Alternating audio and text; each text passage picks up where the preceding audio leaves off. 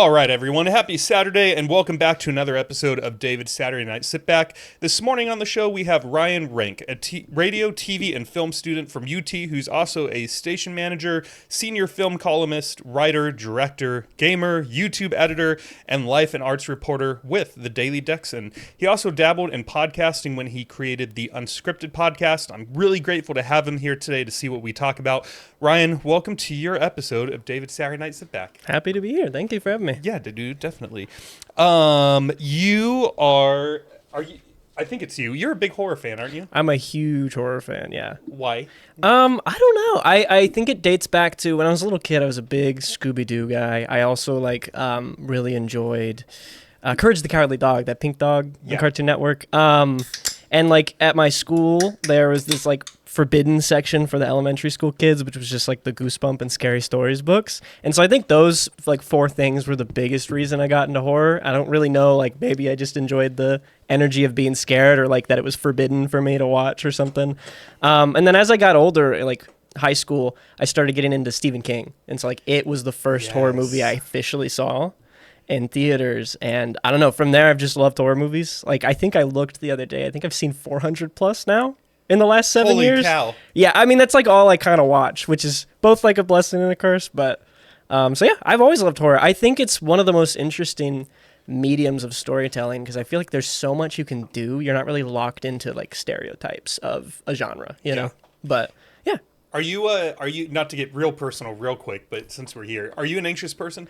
I would say, yeah, I'm a pretty anxious person a lot of times. I don't think I show it too much, maybe with mannerisms, but internally, definitely very anxious person. I only ask because you ever listen to Armchair Expert? It's a podcast with, you know who Kristen Bell is? Yes. It's her husband's podcast, Dax Shepard. And the other day they were talking about horror movies, and he will be the first to say he's not a doctor or an expert on all things anxiety, depression, and whatnot. But they were sort of just musing over the idea that anxious people really like horror movies because you're almost getting to scare yourself, but in a controlled environment. Your house, maybe whether you have roommates, a partner, whoever. You can pause it at any time, and they were just sort of talk about how anxious people really like scary movies.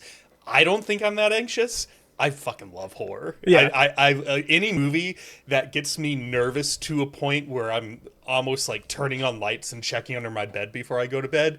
That's a winner. 5 stars for that, whatever that movie is. I would actually, now that you mention it, I feel that is such a good point because part of the reason I do love horror is I understand it's not real. I'm controlling the emotions I'm feeling in the moment versus a rom-com or a drama where it's oh, I'm going to cry by the end of this because, something's not going to work out with the couple. So I think with horror movies, there is that sense of control that I do enjoy. But what's the last horror movie that scared you? Seriously scared. Before I answer, are you a Nicotine fan at all? No, not typically, but go for it. Okay, good. Yeah, I mean, these help me just dial in and focus, especially when I'm tired. Yeah, that's fair. The last one that, so it didn't scare me. I'm gonna sort of answer your question.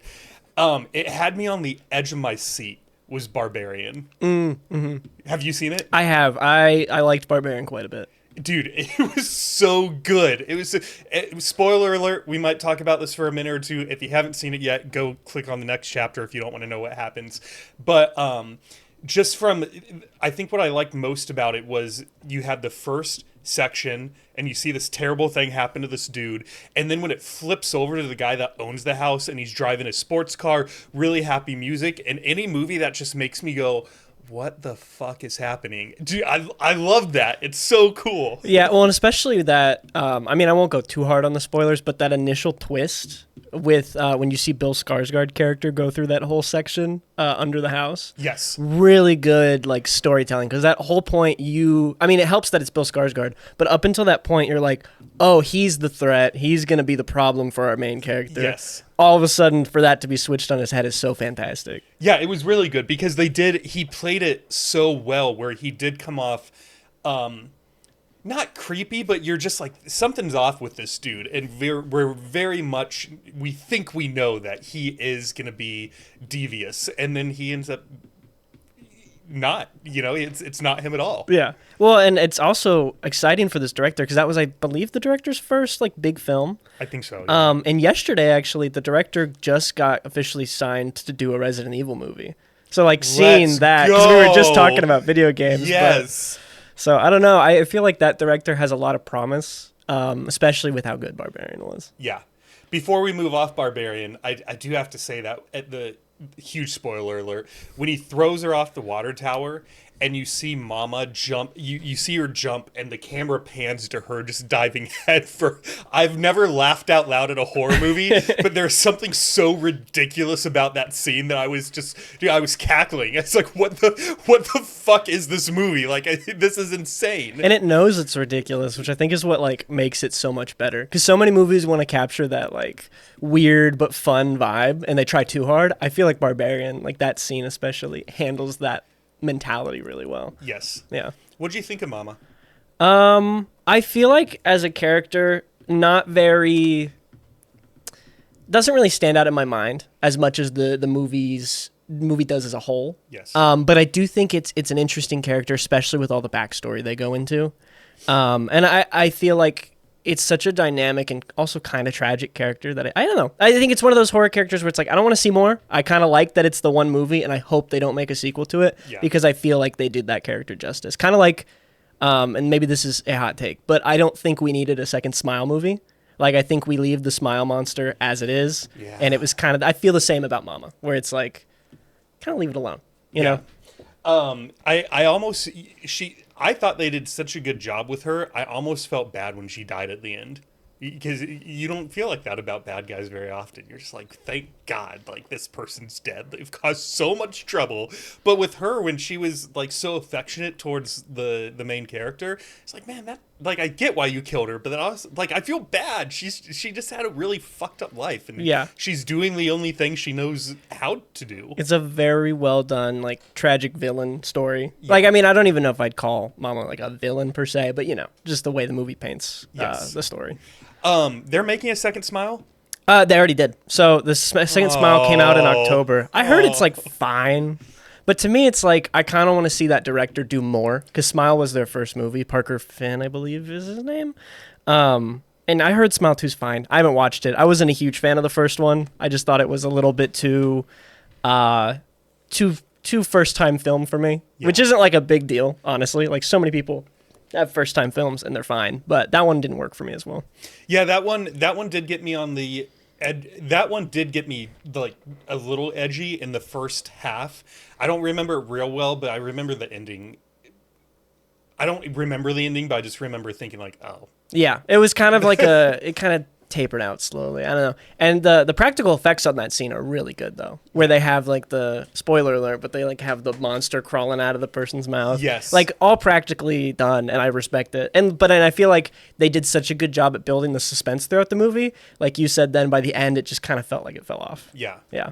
Why, or before I ask you that, what about you? Have you seen a horror movie in the last couple of years where it got you turn on the lights, checking under the bed, got you a little nervous by the time you ended it? I think, because that doesn't happen as much, because like I said, I've watched so many that I think I just kind of become used to the tropes. Desensitized to it. Yeah, honestly. But like the one that really got me in the last couple of years was Host. I don't know if you've heard of that one. It was a horror movie that came out in 2020, an independent film, but it was all filmed over Zoom, in like air quotes. They had like cameras on their laptop and stuff. It's like a 60-minute film, so it's like barely a feature film. And like I said, all done on Zoom, so you're watching this group of people do a seance on a Zoom call, and they kind of mess up the seance, and then bad things start unfolding from there. But the way they use Zoom to like tell this narrative, how do you care if I spoil a tiny bit? Spoil away. So there's this one sequence I absolutely adore, and this is like really one that got me, is you have this character who's hearing noises in her house, so she walks around with her laptop, and you know how on Zoom we have the face filters? Yes. Well, they're walking into her living room, and they put the laptop there, and there's just a floating face filter, and it's like looking at the wall, and then she says like hello or something, and it quickly turns its face towards her, and just you hear loud noises, and she freaks out. But like it uses a lot of effective moments like that, and it's only 60 minutes, and that whole time you're on the edge of your seat. Like even in the initial, they do the horror movie tropes of like fake out scares. Those still get you really well, and I think a lot of movies don't execute them as good as that one did in the modern era. I might watch that tonight. Highly recommend, and it's really quick too. Yeah, 60 minutes is nothing. Yeah. Even an 80-minute movie feels like it goes by like quick. Did you watch Paranormal Activity? I did. I love that movie. Did you have a favorite of the, like, what is there, 6 now? So I've only watched 2 of them because I was doing a binge, and I watched the 2 of them, and I was like, okay, I've seen enough for now. Yeah. And then I listened to podcasts talking about all of them, so I would like to go back to them. But of the 2 I've seen, I really like the first one. I think for its time, it's really remarkable how they made it, because it shouldn't be scary, but it is. And like, it's amateur filmmakers, yet the sound design is really good. Like I was listening on a sound bar when I first watched, and you hear every boom, every footstep of this demon, and it's effective. I didn't need to see the scary stuff. It was all in the way the characters portrayed what was happening around them and how they reacted to it. Yes. So I love it. And the second one, I think the charm was lost, which is why I didn't continue. Was it number 2? Yeah, Paranormal Activity 2 is the second one I watched. Remind me, who do they focus on in that one? So it's like it focuses on her sister. So I forget their names. Is it Mika? Yep. And Katie, and Mika is number 1, right? Yes, but it focuses on Katie's sister in the second one. And at the end of the second one, they have the really cheesy thing where Katie kidnaps her sister's kid from her cradle. Yes. Yeah. Yeah. I didn't hate the movie, but I felt like the scariness and the effectiveness, it wasn't as strong as in the first one. Yeah. As I guess kind of what it was for me. But it was still an enjoyable film, I think. I saw the first one when a friend of mine got home from the Marines, and he had been overseas in Afghanistan, I want to say. And he hit me up, and he's like, I'm home. I'm going to go home. I'm going to shower, and then I want to go to the movies. And I don't care what we see, but just whatever happens to be starting around the time we get there, that's what we're going to watch. I said, okay, cool, let's do it. So we get there, and it's Paranormal Activity. And, dude, same, like, it freaked me out. Not so much in the theaters, but I was driving home, and then I got home, and my roommate was gone, and that's when I got nervous. I was like, man, I really wish the house wasn't empty right now. Like, I need someone else here. Didn't sleep well that night. Yeah. Well, I think you got the best experience for that movie. Like, I'm jealous you got to see it in theaters, because I feel like that even enhances it greater, right? Yeah. Because I watched it, well, when I first watched it, I was home alone. Excellent. So that was also kind of scary, but I do think it would have been, because it's already to me a 5-star movie, the first one, but I think I would have liked it even more if I had been in a theater like you had. Yeah. Like, I think that really enhances it. Well, they play around with their surround sound, too, because you'll be... And same thing here. Like, I have my speaker set up, so there's one on that wall, one on this wall. And so I watched number 3 or 4 a couple months ago. And when you're sitting in that chair looking at the TV, but then all of a sudden to your right, you start hearing footsteps. You're like, oh, shit. And even the dog, he was dead asleep. And he jumped up and was like, who's in here? Yeah. That's like the one I've heard... Because, like I said, I watch podcasts on all these. I'm really big into the Dead Meat podcast. I don't know if you've heard of them. No. But they talk horror movies. James and Chelsea, wonderful people.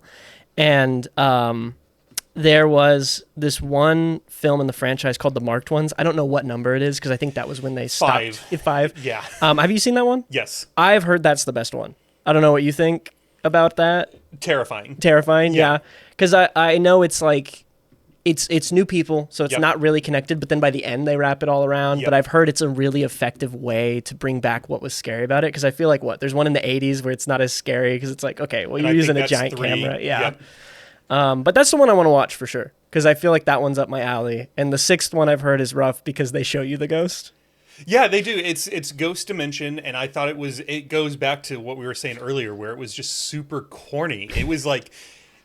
I don't know if they got a new director or what happened, but to get 5 movies and have them all be decent is a pretty big achievement. And then on 6, they shit the bed. It was terrible. It wasn't scary. Character sucked. The ghost sucked. It all sucked. Yeah.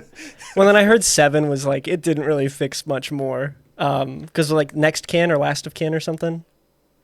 I didn't know they came out with another one. It was like 2 years ago, Paramount Plus exclusive. Like when Paramount Plus first came out, I believe. And they were like, we'll just make a new Paranormal Activity. And it's called like Next of Kin or something. I haven't seen it, but I have heard from all my horror friends that like, because I don't even know where it takes place. I want to say it takes place in like the forest or something, or like in the woods or some isolated location. I don't know. I haven't seen it, but almost like they tried to redo like the Blair Witch Project in modern day or something. that's exactly what I thought when I saw the trailer. Because I actually haven't seen Blair Witch Project. I have only seen portions of it. You've seen over 400 horror movies, and you have not seen the origin of horror. Well, I have actually, not. no, that's not the origin. It's probably like Freddy Krueger or something. But Yeah. but still, like the Blair Witch Project is like.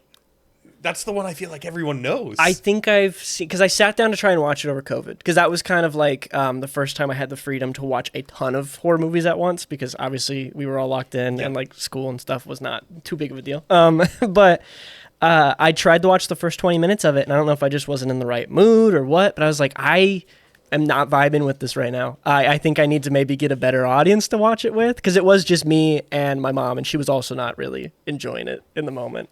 So I definitely want to go back to it. And I've seen, obviously, the last 10 minutes, because that is a sequence I studied, because I love found footage horror movies, which is why it's so ironic I haven't seen Blair Witch. Yes. But I don't know. I do want to go back to it, because I know it's like the horror movie. I would say that's one of my biggest blind spots next to The Omen as well. Those two are like franchises I've never really delved into. Did you see, what's the one with Hugh Grant that I think is newish? Heretic. Did you see that one? I have not yet. I missed the screening opportunity for it, but I have only heard good things about it. Me too. It's getting very close on the top of my to watch list. Not horror at all. But I watched Dogs of War last night with Jonah Hill. And Oh, yeah. Did you see that one? I haven't seen it, but I know the movie. It's good. It's entertaining. I don't think I'd ever watch it again, which isn't a bad thing. It's just one of those movies where, you know, some movies you can watch a dozen times, and then there's other ones where you're very satisfied with it, but once you sort of know how everything plays out, you're just like, all right, that was good, but I'm not going to watch it again. Yeah. It's one of those. When did that one come out?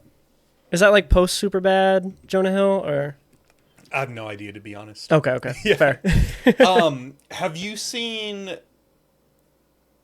Did I ask you already what your favorite horror movie is? I don't think you have, no. What's your favorite? It's very cliche, but it's the one that I show everyone when they want to get into horror movies is Scream. Just the original Scream. Good. It's fantastic. If I was going to go for a more niche option, I'd probably choose Suspiria from the 70s, that Dario Argento, like Italian one. But I feel like Scream is just the quintessential horror film that like every filmmaker should watch, every person should watch. Like the script is so well written. It knows exactly what jokes to make because it's poking fun at itself while also just trying to be a normal comedy movie as well. And I think it goes, if I were to distill it into one scene that like makes the movie for me, it's that scene of where he's on the couch and he's like, Jamie, behind you, Jamie. And it's like, it's funny because that's the actor's name. That's Jamie Lee Curtis in the movie as well that he's watching. And Ghostface is right there, right? And I feel like to distill the entire movie into that is exactly why I love it. It's smart, it's scary, it's suspenseful. It's everything a good horror comedy needs to be. Yeah. During COVID, me and my family spent, like a lot of people did, more time with each other than normal, and we went through a few different series, and we did rewatch all the Scream movies. And dude, they're so good. There's not a bad one. Yeah. No. What's the? Did you watch the spin-off movies that were made about them? What are those called? The Scream. Oh, Stab. Wait, I that's an guess. in-universe thing. Never mind. I don't know why I said Stab. Which spin-off movies are you talking about? Didn't they make not a spin-off movie, but a movie where they made fun of Scream, and it was supposed to be all comedy, not scary at all. Oh, are you talking about Scary Movie? Thank you, yes. I have not seen those either. Me neither. No desire to. I would like to see, because they're making a new one, Scary Movie 6, and I would like to see all of them leading up to it, because I have heard, I don't know if it like applies to every single film in the franchise, but like the first couple are pretty smart about how they make fun of horror movies. They make fun of all the tropes, they do all the things, even if they're not real tropes and they're ones we've just talked about. Yes. Like they cover them all. And I've heard they're well made for spoof movies. Like I have heard people talk about them in the same breath as like Airplanes. Obviously not as good probably, but like in regards to like making fun of media, they do their job is kind of what I've heard. Is there any scary movie that you've seen that was so scary you turned it off? I don't think I've ever had that happen. Because I like to really push myself to get through them. I think. You really like that anxiety. I do. I need to feel it the whole time. I think the one that I got closest to turning off. Well, I will say I've never watched a spider horror movie. Spiders, I cannot do, like at all. So I feel like maybe I'd turn off a spider horror movie. Yeah. But the one that I think I got the closest to turning off was It Follows. Have you ever heard of that one? I watched it. Yeah. Something about the way that movie's shot. And just like, I think of the scene, spoiler alert, but I think of the scene where she's in the bedroom and you see that dark hallway behind her friend and she's like, no one's out here. And then all of a sudden that tall guy with no eyes comes walking down. Yeah. And I don't know, that movie got me a couple times because that was back when I watched it in high school, I think. So this is like when I was first getting into horror. So I'm like watching on my little phone in my room with my AirPods and whatever. And I'm like, oh, this is scary. Like, this is a really well-made movie. Or like the scene of her on the beach where she's all mangled up. Like, I don't know. It's just everything in that movie is so intentional that I think it's almost scarier because of how intentional it is. I feel like you can't guess where the movie's going to go. Yes. Yeah. What's the one with summer is in the title? Midsommar? Yeah. Yeah. I turned that one off. Oh, really? Which part? I turned it off right before, I think a guy was like going to jump off a cliff or something. Yeah, that's fair. Yeah. That's a very heavy movie emotionally. And is that the one too where it started out where she was like crying or screaming because someone close to her had died? Yeah, her spoiler again. Yeah, sorry guys. Spoiler for the whole episode. Yeah. So Midsommar at the very beginning, her sister like kills herself and her parents at the same time. So she has that pipe going from the car into her parents' bedroom and then into her face. And that's kind of how the movie starts. And that then cuts to her sister crying on the couch. And that was like, a rough first 5 minutes. Yeah. Even just the first couple minutes, I was like, I don't know how I feel about this right now. Yeah, no, exactly. It's like you really got to be in the mindset because it's such a heavy opening scene. I think that might honestly be one of the better opening scenes in the last decade of a horror movie because it's just so effective into setting up what the whole movie's about. Yeah. And like Ari Aster as a filmmaker loves to explore grief. Like that's his go-to thing, right? And he made Midsommar, I believe it was Midsommar, but he made Midsommar because he got dumped or something, or he broke up with his partner. And so I think it was this whole spin-off of grief of like, oh, this is devastating. I'm devastated. Let's make a character go through something awful. Yeah. Yeah. It's funny how a lot of scary movies, that is like they're almost sad in a way because so many of them, the ghost, the demon, the whatever the entity is, it's there because something tragic happened to them. And you're just like, oh, this is actually like, it was scary, but it's also just really sad. Yeah. Well, that's like, a really sad horror movie. And it's still a little cheesy. It's got that 2000s cheesy flair. But Drag Me to Hell, a Sam Raimi movie, the guy who did Evil Dead. You can tell it's independent. I think he was independent at the time when he made it. Maybe it's a big studio who made it. But it's about this character who gets kind of this curse put on her. And she has to basically get rid of the curse within a certain period of time or she gets dragged to hell, right? But through this whole thing, you're watching her life crumble as this curse, alters every part of her life. Aww. And it's really a devastating watch because I wouldn't say I ever got scared during it. But I was definitely by the end, I'm like, that's just not fair. Like, this sucks. What was the movie with the girl that climbs out of the TV? Oh, The Ring. There's also Ringu, which is like the original one, but then The Ring is the Americanized version that everyone has seen. I didn't know I might have to go watch that just because I like the Ring so much. But dude, that year I remember it came out my senior year of high school, and probably like 25% of the females at my school dressed up as that character for Halloween that year. There's just Ring girls everywhere. That's so funny. What's her name? Samara? I think I couldn't tell you. That's a perfect year or movie to come out your senior year, though. I feel like that's such a high schooler movie. Yes. I don't know. I feel like everyone has to watch that in high school or like right after they get out of high school even. That one, so that my older sister, she gets scared very easily and she doesn't watch scary movies. And we rented it from a business you might not know, Blockbuster Video. Love Blockbuster. And so she was in the next room over while we were watching it. So she didn't even see it. She just heard it. She was so scared by the end that she comes running into the family room, rips the tape out of the VCR and smashes it on the counter. And we're just like, That was a rental. Yeah, the fee's going to be crazy. What did you just do? Like, why would you do that? She's like, this is evil. And so that one got to her quite a bit. And dude, the visual of Samara climbing out of the TV, she didn't even see that. And it still scared the shit out of her. That's hilarious. She's probably confused on the horse part, too. Probably. Yeah, probably. No, that's hilarious. Oh, I can't imagine. Was that still... So I don't know all the cost of stuff of Blockbuster, but I used to go to them. Were like replacement fees really high back when Blockbuster was open? I don't remember. My mom had to pay it, whatever it was. That's so really funny. that was the question for her. But yeah, that's the only video we didn't return because we destroyed it. Yeah. Did you see Haunting of Hill House on Netflix? I haven't actually. No, and I do love Mike Flanagan's stuff. I just haven't watched Haunting of Hill House. What was season 3? It was the religious season where they're on an island.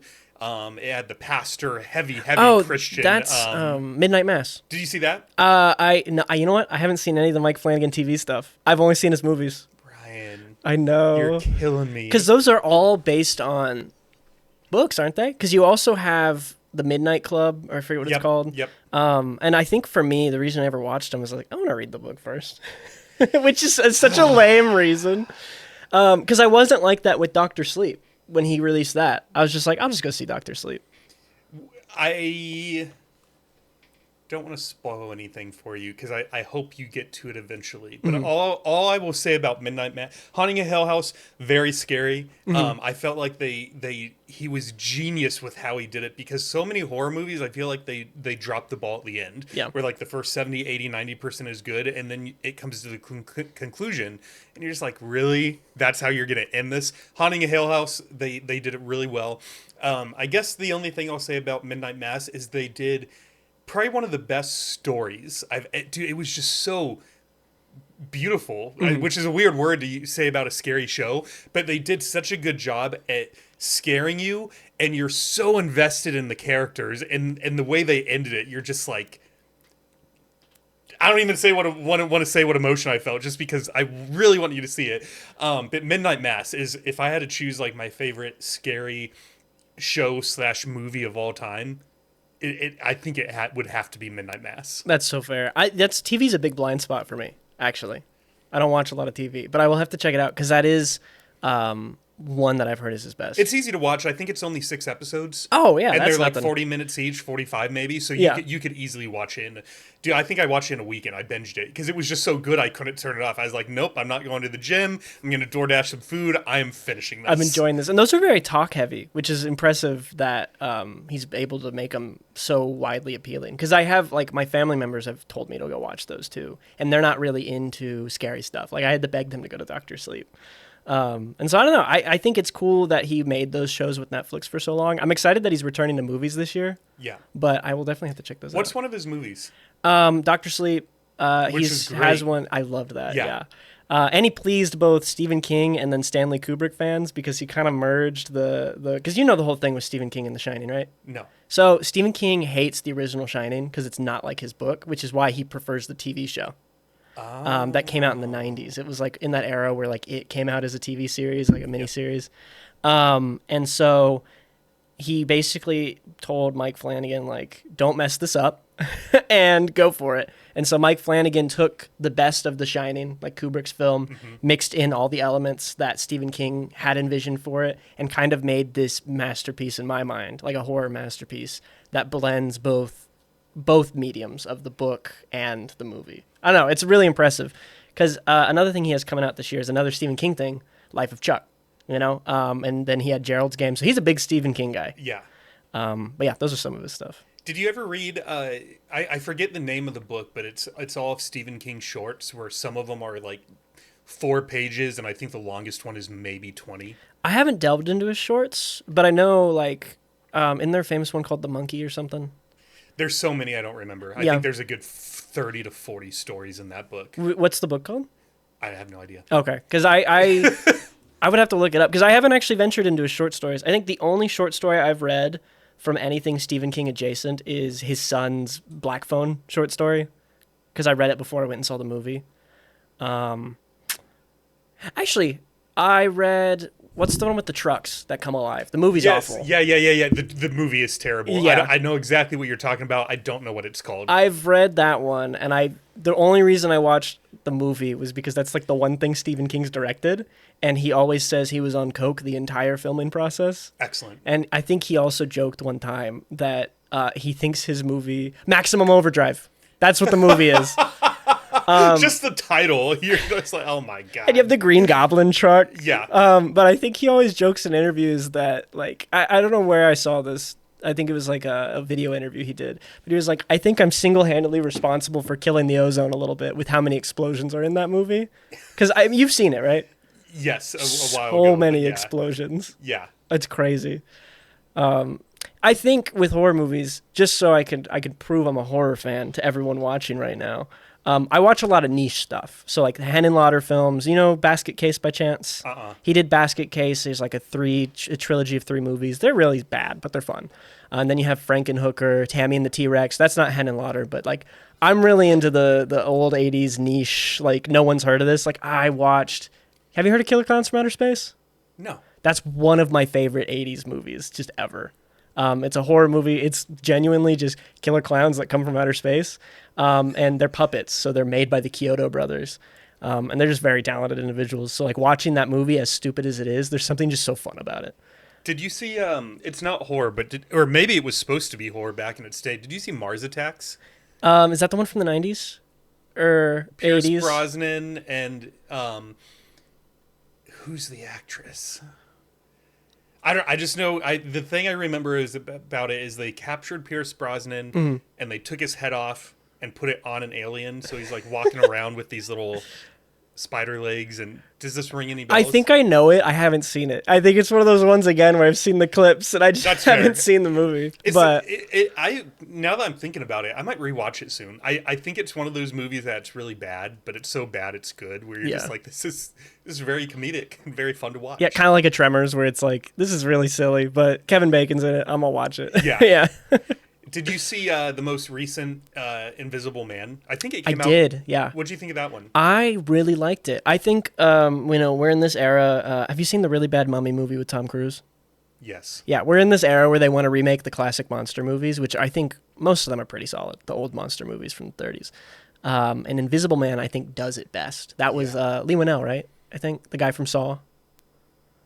Sure. Yeah, I think actually it was Lee Winnell. It was, because I just saw his new one too, Wolfman. But Invisible Man, I really liked it. I think it's such a cool twist, and you really have this character, Elizabeth Moss, where she's going through, like, no one trusts me, like, she has I don't know, it's such a good way to tell a story of abuse, which sounds weird to say, but you know what I mean. It's like, it really captures that fear of, like, no one believes me. Yeah. And I think, using the Invisible Man as that kind of character to flesh out that theme and flesh out that character story arc is just really cool. I liked it. What did you think of it? I loved it. Yeah. I remember the first, like, jump scare when she was in, I think she was going into her attic or something, and you sort of see him, and you're like, oh, it is real. She's not insane. Yeah. And there is a little bit of relief to that, because you're rooting for her, and you don't want her to be crazy, but until that point, you really didn't know. And then you're like, oh, shit, he's right. He's there. Yeah, because you see, like, the ripples, right? If I remember Something correctly. like that, yeah. And then, the restaurant scene where she's with, I forget which character she's with. It's been since the movie came out that I saw it. But, too. like, basically he takes the knife, kills the person she's eating with, Yes. and then hands her the knife so it looks like she did it. Crazy scene, because it just happens out of nowhere. Yes. Such a good moment, though. Did you watch Handmaid's Tale? I didn't. Elizabeth Moss? No. Because it's TV. Yeah, again, I don't know why TV is such a... I think it's because of the time investment, honestly. And then I say that, and then I'll go watch, like, 3 horror movies back to back, and I'm like, I don't have the time. There's another... is there any horror movie that you wish they would do that's either was like a book or a comic book or something that hasn't been made yet, and you're just like, if they made this, I would be there opening day? Can I say a sequel to something that Sure. I really like? Yeah. I would love to see another Killer Clowns from Outer Space. Fair. Because Amazon owns the rights right now, because they own MGM, and they're just doing nothing with it. Since I haven't seen it, did the movie end in a way that you could pretty easily do a sequel. For sure. And I'm also a firm believer of any horror movie can get a sequel if you try hard enough. Yeah. Like most I feel like horror fans are the most forgiving in terms of goofy premises. Like we'll latch on to anything, you know. I would also like to see, and I think it's too late now, but I would love to see another Nightmare on Elm Street with Robert Englund. That'd be cool. Because like the last time I guess he put on the mask was The Goldbergs. Do you know that TV show? No. The Goldbergs is one of those shows that came when they were like, oh, Modern Family's losing its steam. And it's like about a family in the 80s. But the episode that he put on the whole costume for was like this kid was having nightmares. And, you know, Freddy Krueger was in it. So he it was a Halloween special. But I was like, watching that, I was like, yeah, Robert Englund's very, very much at a point where he can't really perform to the extent he used to anymore. Yep. But I would still love to see him do it. Are you familiar with Dr. Jekyll and Mr. Hyde? Yes. I'm pretty sure they have never made that into a movie, have they? Yeah, there's, I think in the way back in like the 30s, I think, there is a Dr. Jekyll. Yeah, it's an old one. If they redid that one and they did it good, yeah, I would love that. That's probably one of my favorite childhood stories. You could do some cool stuff with that, I feel like. You could do, yeah, they sort of did it in did you see Sean Connery's League of Extraordinary Gentlemen? No, I haven't seen that. It's a movie where a hunter, Dr. Jekyll and Mr. Hyde, an invincible man, a vampire, and there's one more character. Who am I forgetting? And a ship captain get together to save the world. It's super cheesy, but it's so, you know, seeing this band of just like weird characters come together, and they are technically like the bad guys, but they're coming together to save the earth. It's a very good movie. I'll have to check that out. What was it called? The League of Extraordinary Gentlemen. So why does you said Dr. Jekyll and Mr. Hyde's your favorite childhood story? Yeah. Like what kind of stands out about it to you? I think it scared me. Yeah. It's probably one of the first things I read as a kid where I felt fear, to the best of my memory. And just something about like probably one of the reasons why when we were talking, I think we were off mic, but when we were talking about Daredevil, one of the things I love about that character the most is he's a lawyer by day who's fighting for justice, and then he's going out and like just technically being like sort of a bad guy in the evening, and he's finding justice through another way, and the whole show he's like at odds with himself because he's playing these two very different characters. And I think Dr. Jekyll and Mr. Hyde is the same thing, is where you have this doctor who, for all intents and purposes, is like trying to do good for the world, but then he takes this potion and he's like out murdering people at night, and he's just like, what is going on here? That actually, you could do a lot with that, and I feel like especially now we focus a lot on like the voiceover in the head kind of stuff. Yeah, you could do so many cool things with that, I bet. Yeah, make it really dark, really creepy, make it scary, have a really good ending. Yeah, I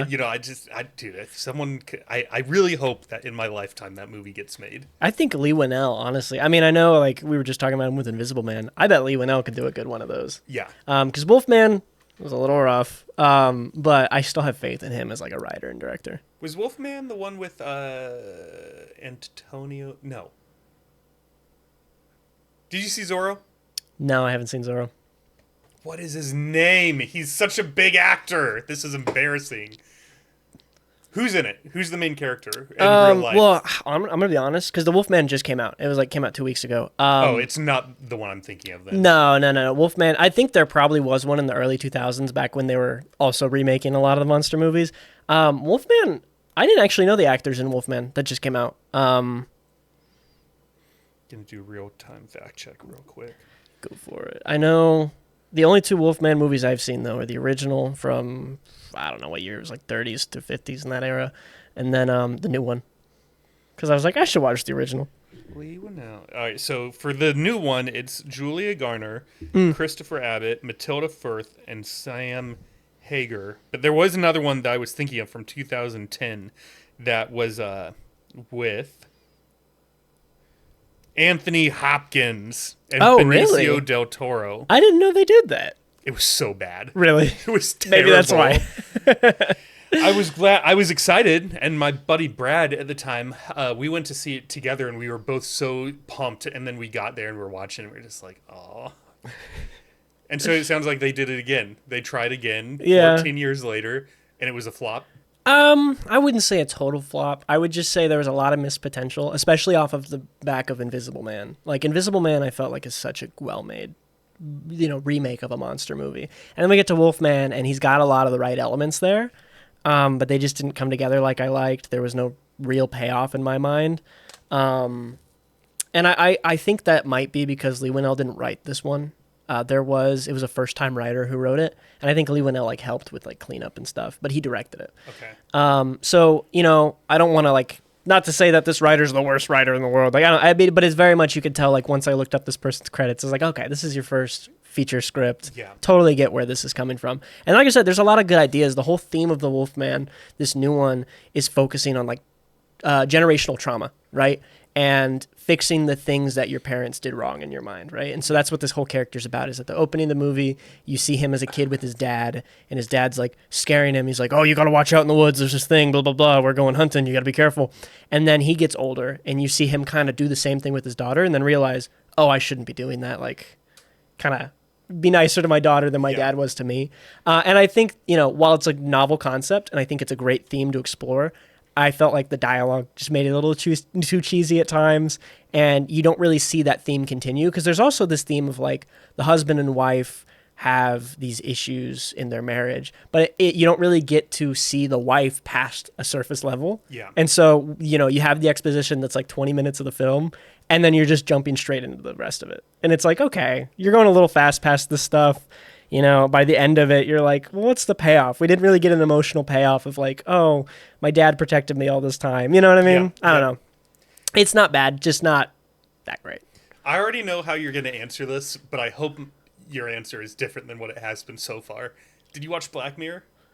I've watched a few episodes. Did you see the werewolf one? No. The episode that I watched that I remember is the one where the guy, big spoiler, the guy ends up he makes child porn or something, or he watches child porn, and they blackmail him the whole episode. I think I remember that. That's the only one I've seen, and I was because you're following that whole episode. I'll briefly talk about it so you can get into the Wolfman one, but you're following that guy the whole episode, and you're oh no, I hope he doesn't get all his information leaked by these hackers, and then you find out and you're oh my god, I was rooting for this guy the whole episode. Yeah. But it was really brutal stuff, right? I forget the episode name. I try not to fact check too many things in real time, but that one you might want to. This one, I watched all of them, and this one's not ringing a bell, and it should ring a bell. It starts with a P, I think. All right, here we go. You have any idea what season it may have been? No, I have no clue. Because again, I'm not a TV guy as much. Be Right Back, White Bear, The Waldo Moment, White Christmas, USS Callister, Archangel, Crocodile, Hang the DJ, Metalhead. Shut Up and Dance. Shut Up and Dance. That's the one here. So it's the third episode of the third series, it says. It doesn't say season. Virus infects his laptop. Yes, a teen faces a daunting choice.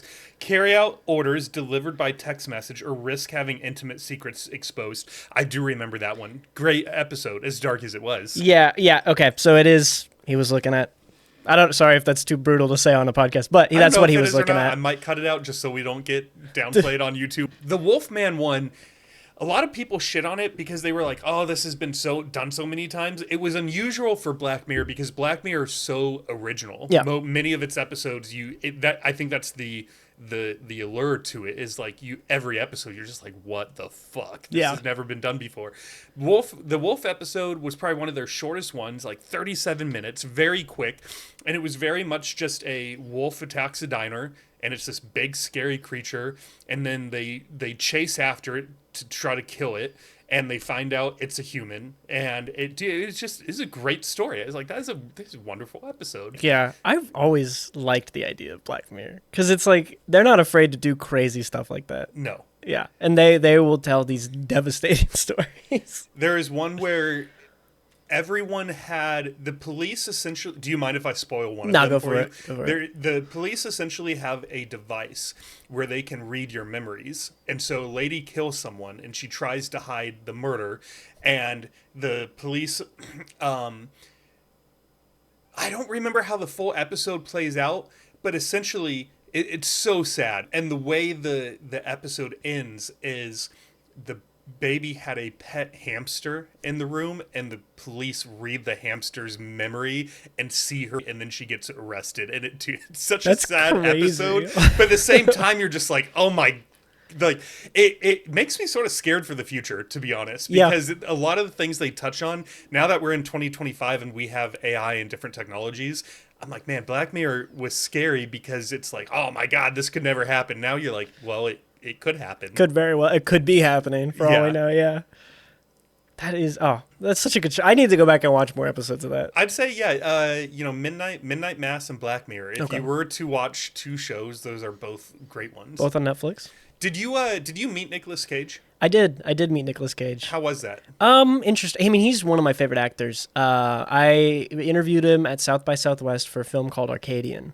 And he was chill. I think the one thing that kind of rubbed me the wrong way, but I also totally get it in a post-COVID era, is he didn't want to shake my hand. He fist bumped me. But otherwise, he was very sweet. He was a very nice guy. We talked about horror movies for a bit. I'd have to go back and look at that interview because, it's one of those things where you do it and you kind of forget about everything until you go back to recall it. But I do remember he was a very down-to-earth guy, and I really liked him. And getting to meet someone that I've watched a lot of his work, like Mandy is one of my favorite horror movies, and being able to be like, oh my God, you're the guy from that, was really cool. Because it was him and Sydney Sweeney that day, and they were both I was very surprised that considering how famous they were still very nice people. Which is, I don't know, I feel like you always hear horror stories of meeting celebrities, and I thought they were cool. So, hot take, potentially, I don't like Nicolas Cage Fair. As an actor. I couldn't tell you what. I've seen him in The Rock. I saw him in the City of Angels. I've seen a few of his movies. Yeah. And for some reason, I can't stand him. And so on Friday night, me and a couple friends were at dinner, and I was I really want to see the new Superman. And my buddy Tyler was just like, I refuse to see it. I'm not supporting James Gunn in any way, shape, or form. I'm not giving him $12 for a ticket. I refuse to meet it. Fast forward 20 minutes, and he's like, you have to see the Nicolas Cage movie where Nicolas Cage plays himself. And I was like, there's nothing worse. That is on the bottom of the list. Yeah. It's not even on the list. And so I put out my hand and I was like, if you go see Superman with me, I will watch the Nicolas Cage movie. And he's like, no, that's how bad I don't want to see Superman. I'd rather have you not see the Nicolas Cage movie if it means me having to see Superman. So up to today, I still will not see it. That's very valid. I feel like he's one of those actors where it's like Keanu Reeves, where he kind of just plays the same character, but you either love it or you hate it. Yeah. Yeah. I would say, honestly, if you're ever considering trying to like Nicolas Cage, and it's one of those things where it's like, I'm open to liking him, watch Adaptation. I feel like that's one of his best performances. Never heard of it. What's it about? It's kind of, Charlie Kaufman. And so it's kind of just this exploration of an artist who takes things a bit too far. You have this character who is like, he's stumped on what he wants to create next. And so it's kind of just I don't know, it's an artist movie. It's really too weird to explain, to be honest with you. And I watched it in my freshman year of college for like a film class. Or not freshman year, I watched it last year. But I liked it. It's a 2002 movie. Okay. Yeah. That could be good. I like a lot of 90s and early 2000 movies. So. Yeah. I believe it's Charlie Kaufman. Let me look. Because it's one of those ones where like the director self-inserts himself. Where it's like, oh, this is a movie about me, but it didn't actually happen to me. Not to fact check it. We're fact checking. Yeah, because Nicolas Cage plays two guys. He plays... Yeah, it's Charlie Kaufman? Or it's not a Charlie Kaufman movie. Charlie Kaufman wrote the screenplay. He didn't direct it. So it's not his movie per se, but same kind of principle. So he kind of self-inserted himself in it. Yeah. And had Nicolas Cage play him. Why'd you get into, is it the Unscripted Podcast? Oh yeah, I did that. That was like a brief experiment. We only had 10 episodes, I think. But I did that my sophomore year with one of my closest friends. But she and I were working at the Daily Texan at the time. And we were like, well, they have podcasts at the Daily Texan. So we're like, well, let's make a movie one where we talk about new movies because we get press invites for stuff with UT. And so we started covering movies for a little bit because we talk about movies a lot as is. We're like, we'll just try it. No, so you don't. Yeah, I never talk about movies. I hate movies, fun fact. But so we did a few episodes. We weren't really in charge of editing them. It was kind of up to our podcast department. And they got some clicks, surprisingly. Like, I think we averaged 50 views an episode, which is kind of crazy for a starting out podcast. That's pretty good, actually. Yeah. And I think it was purely because we were the only people at the time talking about the movie that had just come out. Yeah. So like one of our best episodes was our Nope episode, and that was because we got invited, and then within the next day we filmed and uploaded it, and it was like an hour and a half episode just talking about all the themes of Nope and stuff. So that was a fun little adventure into the podcast world. I think it's something I want to get into again one day because it is fun, like, you know, just talking to you. Yeah. This is fun. I like doing this kind of stuff. And there's also a nice little, I don't know, podcasts are kind of like a time capsule. Like I'm not going to be the same person I am today. And so being able to come back to this and be like, oh, maybe my opinions have changed on these movies. Like we're talking about movies, or maybe my opinions have changed on the world, right? Especially when you're doing a podcast at the age I was doing it at. Like How old would you have been at the time? I think 20, maybe 19, 20, because it was my sophomore year of college. Yeah. And, you know, I'm obviously a different person from who I was when I'm 20, even though it's only been 2 years. And so I don't know. I think it was a fun little time. And considering I was doing it with one of my closest friends, it made it all the better. I think one of our last episodes we brought in our other 2 best friends. And so it was like me and my 3 best friends just talking about the really bad Marilyn Monroe movie that came out at the time. Yes. But yeah, that's kind of my adventure in podcasting. Would you do it again?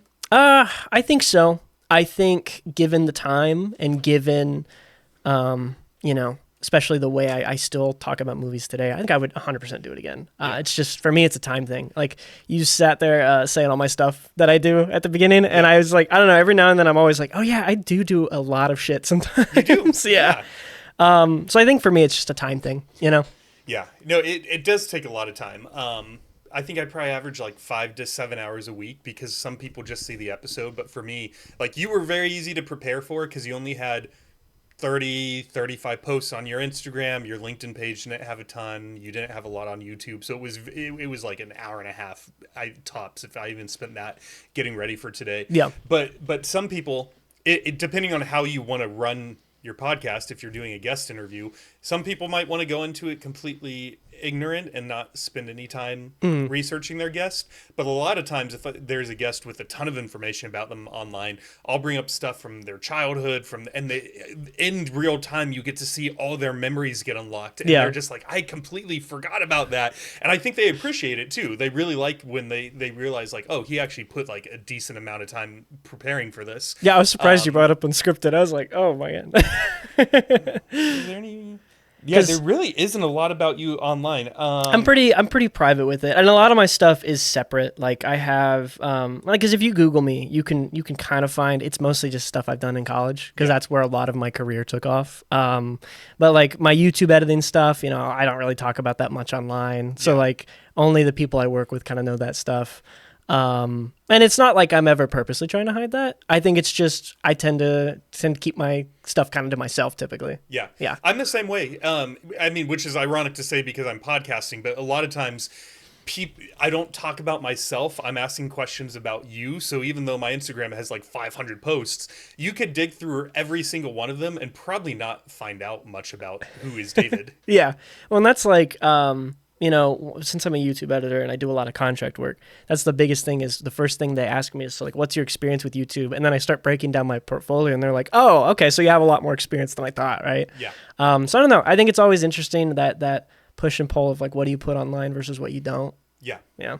You did get to meet, I have no idea who this is, and I didn't Google him on purpose just because I wanted to ask you. Who is Parker Coppins? Oh, Parker Coppins. Oh, wow. That's a flashback. That was a childhood YouTuber of mine. When I was a kid. I don't think he does YouTube anymore. I think he just edits for someone. Okay. But that was like a YouTuber I grew up really liking.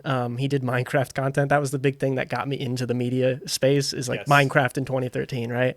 And so he was always funny to me. I enjoyed his stuff. I went and met him at a convention. And then after that convention, like my freshman year of college, I had to interview someone for like some communications class because I'm a communications major. And I reached out to him on a DM on Twitter, and he replied back to me and gave me like all this YouTube advice and things like that. And you know, obviously he's in a different career path now. He hasn't made videos to the extent he used to. He had that like Disney XD show for a little bit, but he was a really nice guy. I mean, he was very down to earth. It's like one of those things where I think I'm very lucky in a lot of regards. People say don't meet your heroes, but I think every person I've met who's a hero of mine or someone I've looked up to has been very nice, and I count myself very lucky in that.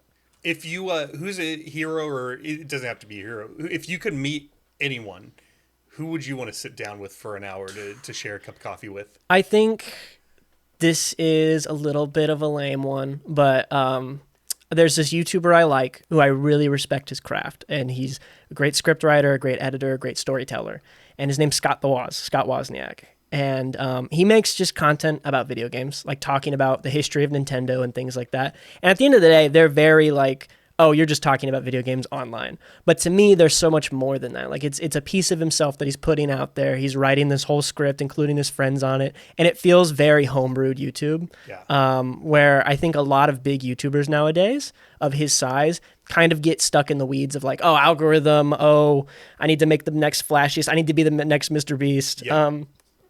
But with him, he's very just, I'm just going to talk about Nintendo games and be goofy and maybe break a vase that I bought from like a prop store, silly stuff like that. Yeah. And I'm like, I don't know, there's just a charm to it, and I really respect the art of it. Yeah. So that's probably my pick for someone. I did have one idea. I'd be curious what your take is on this, of finding another Daredevil fan, and when the season 4 comes out, doing a spin-off show where we talk about each episode one at a time and give just our reactions to it and whatnot. Mm-hmm. Part of it is because I love Daredevil so much. Yeah. I could easily sit down with someone and talk through 10, 13 episodes with it. But part of it would be a big marketing play, hoping that Daredevil was a big enough show that people might just Google Daredevil podcast. Yeah. They'd flip over, see that we have it, and then hopefully they would see like, oh, this actually isn't a show about Daredevil. This is David Saturday Night Sit Back. Maybe I'll click into a few episodes of this as well.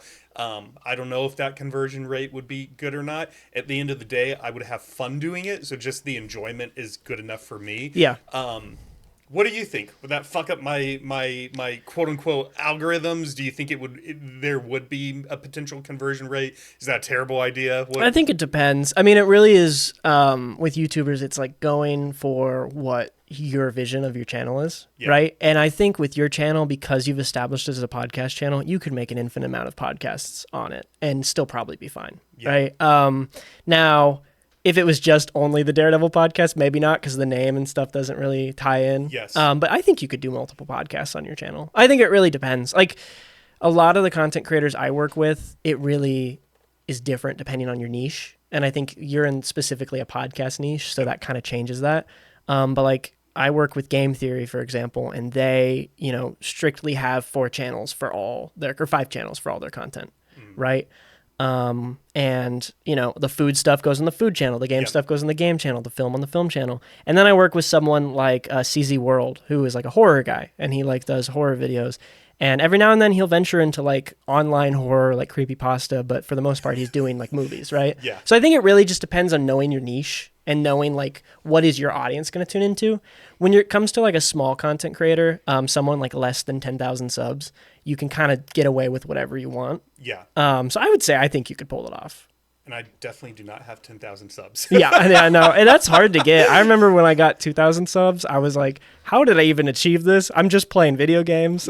Yeah. But yeah, one of my buddies, he's up to he's a drummer in a band, and they're up to I think somewhere north of 130,000 at this point. Oh wow! And he was like, just wait to get to your first 1,000, because then after that it really takes off, and you get to 10,000 a little bit quicker, you get to 20 a little bit quicker, and then as it just when they only hit 100 I think this year, and when I went onto their page I actually like their music, so I tune into it not just because he's my friend, but because I actually enjoy the music. But when I pulled them up on YouTube the other day, they were at like 134. I was like, what? They just got to 100 yesterday. Where did 134 come from? Yeah. The growth is insane, but I'm really happy for them. Well, and you're hitting the I would say that you're already doing the 3 best things you can do as a YouTuber your size, which is like you do the shorts, which is a big thing YouTube pushes in their algorithm. Yeah. Especially now that they added like linking videos to shorts where you can link the actual episode the short comes from. Yeah. You're very consistent. Like not many people who do podcasts can get to 100 episodes. So like, that's crazy. That's it's really insane. Cool accomplishment. Yeah. And that's really it. And they're so right. When you hit that first 1,000, it does just go up from there. Like the only reason I stopped growing on my YouTube channel, is because I just stopped posting. Yeah. Right. And consistency is the key, So I think, once you hit your first 1,000, I think it's only up from there. I think I know it will. And and that's not why I do it either. Yeah. It's more so that I enjoy Like even our conversation, I've enjoyed it so much that I know there are fans of horror films that would love this episode. They just don't know it exists because we haven't reached them yet. And I'm determined to reach those people one day. So we'll get there. That's the whole balance of content creation that I've learned over, because I've done this 11 years, like 6 myself just making content online, and then another 6 working for people, right? Yeah. And so one of the biggest things I've learned is like balance. Like you have to balance trying to make this your job while also just not losing why you have so much fun doing it. Yeah. Which has always been my biggest issue, because when you're the editor behind the scenes, sometimes you're like, well, this video needs to be better. Oh my God. Freshman year, I worked for a guy named Cypher PK, and best time of my life. It's really what kickstarted my career. But there was this toxic thing I found myself in where if he has like 10 million subs now, but back when I worked for him, he had 6 million. So like still big, but not to the extent he is now. And so if a video didn't crack 1 million, I would get really mad at myself. And I was like, what did I do wrong in the edit that didn't let this video get 1 million, right? And that was kind of when I started realizing, I need to have this balance of I'm proud of the video, but also it's going to perform well. Yeah. And I think that's the biggest trap a lot of people just online in general get caught in. Yeah. Especially with, YouTube where it has like the 1 of 10, 10 of 10, all that stuff. Yeah. That's only there to get you to keep making content, and like keep improving on it. When the reality is you can't always have a 1 out of 10, Yeah, there's one of my buddies. He is the behind the scenes person, and he's even come over, and I couldn't tell you what he does, but he'll just like play on this stuff for an hour and a half, and then we'll record for 10 minutes, listen to it, and it sounds 1,000,000 times better. I'm like, what did you do? And he's like, I'm a sound mixer. That's what I do. I want to get him on the show so bad because he's my workout buddy. Yeah. And so we've had hours and hours of conversation. I think he's a really interesting person, and he won't do it. He's like, I don't want to be on the camera. I don't want my thoughts out there. He's like, I won't have the same conversation with you in the gym because when it's you and me in the gym, it's only us. And so I'm willing to talk about anything and everything because it's not recorded and online. He's like, I don't want half the shit we talk about in the gym to be online. I'm like, but people will love it. And he's just like, no, I will come over.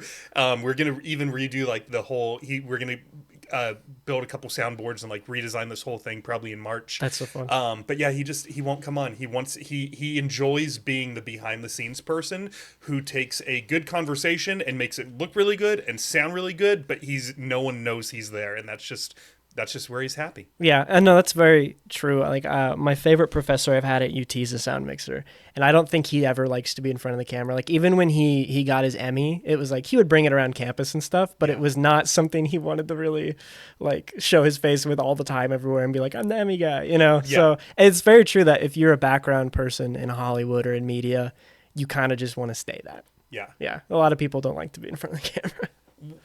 We have seen over the last 5 years with COVID and whatnot that we can't predict the future. Yeah. But with where your life is right now, what's like your dream for yourself? Where do you want to be 3, 5, 10 years from now? See, that's always the question they ask you, right, when you're graduating. No.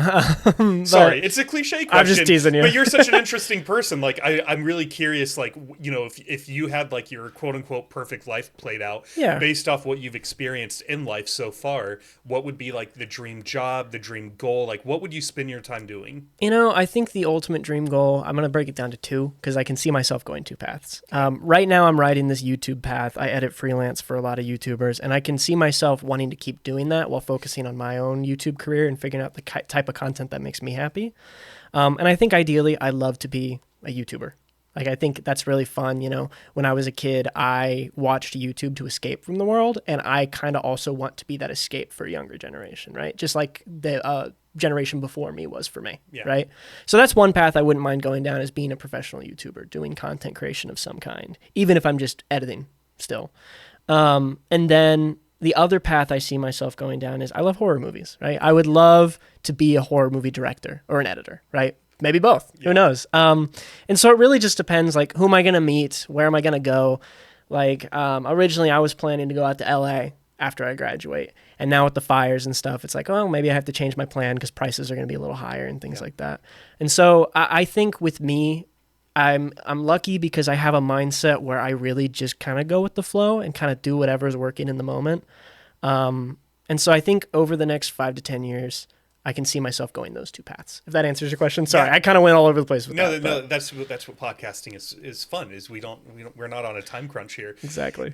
And yeah, you bring up a great point. That even something like the LA fires, it was an event that, are they contained yet, or are they still burning? I think the Eaton one might still be burning, and then there was a new one recently. So some of them are still going. It's not as bad to my knowledge. Yeah. At least according to my friends out there, but it was really bad for that 1 week. And I don't know, it's crazy. I mean, the winds were crazy.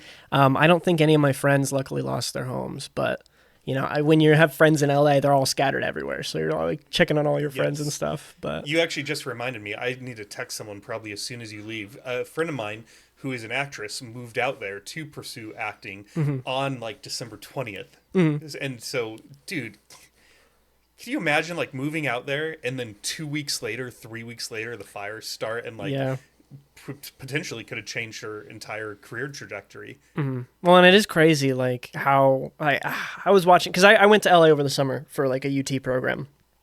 And one of the fires that broke out in the Hollywood Hills was like 2 miles from where me and my friends stayed when we were out there. And so like watching that and be like, if I was still there, I would have to be evacuating right now. I don't know. It's just kind of crazy. I feel like that's a very scary natural disaster to be in. Yeah. Yeah. Speaking of directing, we're going to make a turn here. Where'd it go?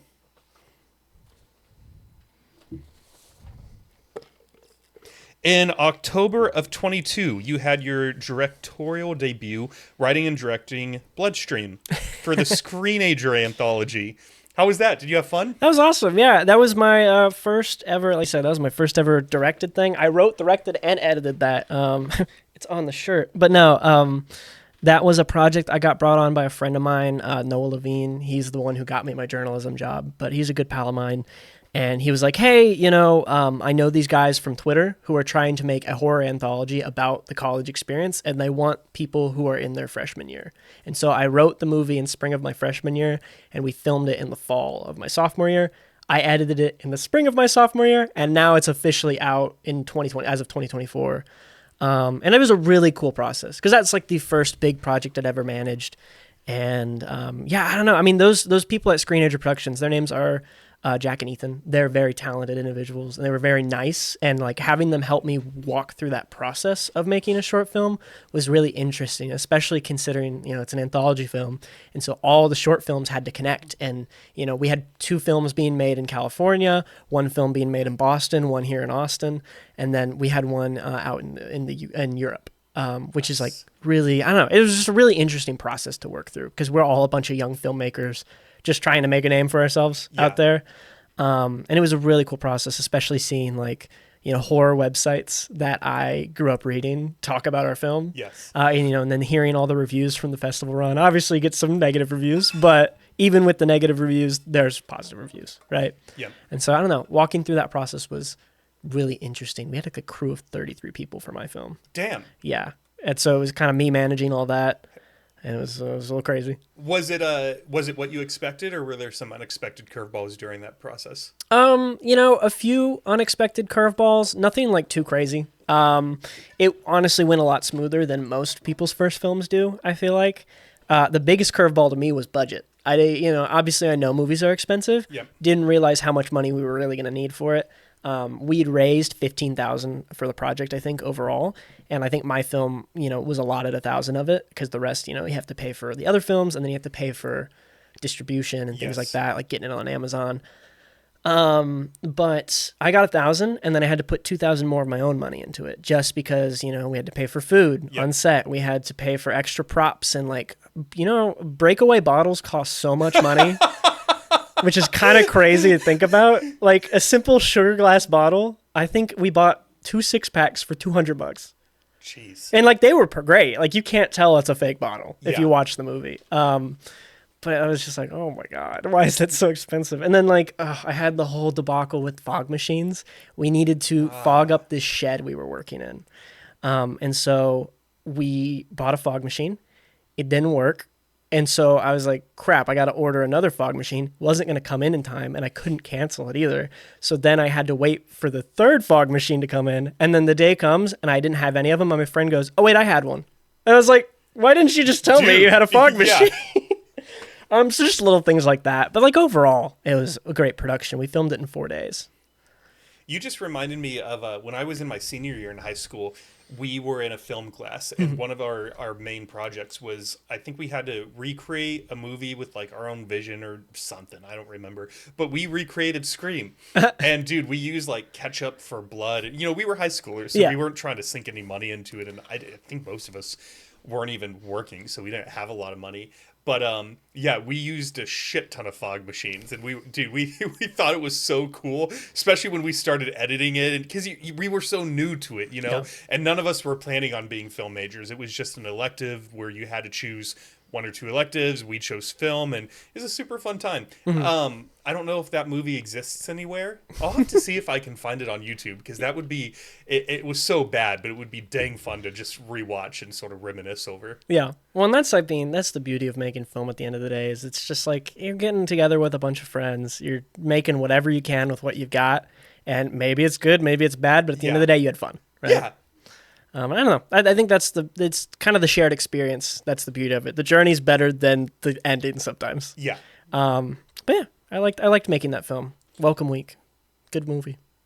I'm biased. And can people, you said it can be seen somewhere? Yeah, it's on Amazon, YouTube, basically any streaming service you can rent from. It's on there. You can find it. Okay. It's really fun. I might give it a watch. Yeah, it's only like an hour, 43 minutes, 5 shorts. Yeah, I completely forgot. I was like, I'm wearing the shirt. I totally forgot. I was going to ask you too at some point, what is the shirt? Because I didn't recognize it, but now I know. It's each one is one of the different siblings, because the whole plot is like, the overarching narrative is you have this main sibling who's going off to college, and he's the youngest in his family because all his other siblings die in their first week of college. And so that's what all the short films are about. So while he's trying to escape, he's like, this is how my sibling died. And then it cuts to our films, right? Yes. So I don't know, cool overarching narrative. It was just a fun time. What's crunch culture? Oh, okay. This is such a weird one because it depends. And I know some people, I mean, it's just crunch time. But it's like when a company pushes people too hard to get to an end product, I guess is the best way to put it. I mean, like the best example I can think of is Red Dead Redemption 2 I was talking about earlier. Rockstar really pushed and made their people work way overtime in order to get the final product out. And I think it's my problem with all forms of art right now is that we are so obsessed with setting it's coming out this date that we will push people past their limits just to produce that piece of media, right? I think of the Star Wars movies as they announce all the Star Wars movies before the script's even being written, right? And then what that leads to is, let's say that movie does actually get produced, you're pushing a lot of people to work more than, you're pushing people to work 12-hour days just to get it made. And I think that mentality of like, oh no, I'm going to put in way extra time than I need to in this moment because the company wants me to, has always kind of bugged me, especially with like, I think of daily YouTube content creators where it's like, it can be good if you manage it properly, but a lot of times you end up overworking a lot of people who just need to have a break. Yeah. And I think maybe rather than, because I know I wrote crunch culture on the forum, but I think maybe rather than just the idea of crunch is bad, more so the idea that quantity over quality is more, I think, the problem that stems from crunch time. It's where we're doing too much in too little a time. Like everything's so overwhelming. There's always something new coming out. And it's like, what happened to all these animators who had to like put in way too much time to get this made and just for it to be average at best, that kind of thing. Yeah. For my own personal experience, when it comes to like movies and TV, I feel like even I find myself rewatching a lot of stuff just because and it's like, why am I rewatching stuff? There's so much out there, but it's almost overwhelming in a sense. You'll go and scroll through and there's 20 new shows on Netflix and all of them look sort of the same. All of them look sort of mediocre. And it just to circle back to the Midnight Mass example, I have no idea how Flanagan pushes his people or lack of, or, the creative process that they go through. But it's like, I'd rather have one new show a month that's really, really good than 50 new shows where I could care less about all of them. And I end up watching a movie that I've seen 3 times already because I don't want to venture down okay show. Yeah. Well, I think about like a good recent example of like this idea of crunch culture and like getting it out as fast as we can is like the Dexter series. I don't watch Dexter, Me but neither. I follow the news with it.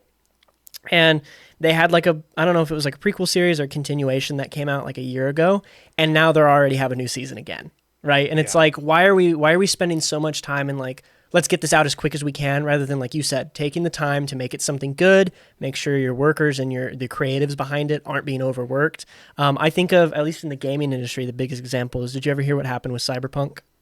So Cyberpunk 2077 is widely considered like one of the worst launches of a video game of all time. It has been, I think when it first came out around 2021, I forget the year, but it was like right around the COVID era.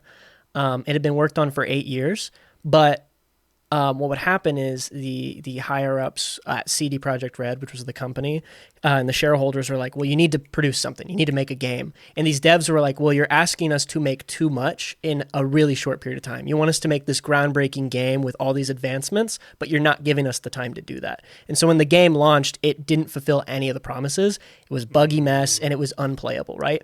Now that the game has sat around for the last 4 or 5 years, it actually just the other day has become mostly positive ratings on Steam, like the video game platform. Yep. And so it's kind of one of those things where it's like, yeah, if they had just given this company the time to make the product what it needs to be, this could have been one of the best games ever made, right? But because they pushed them to get it done so quickly, because they just needed to see an influx of profit out of CD Projekt Red, it made the medium suffer, right? And like when I first bought the game,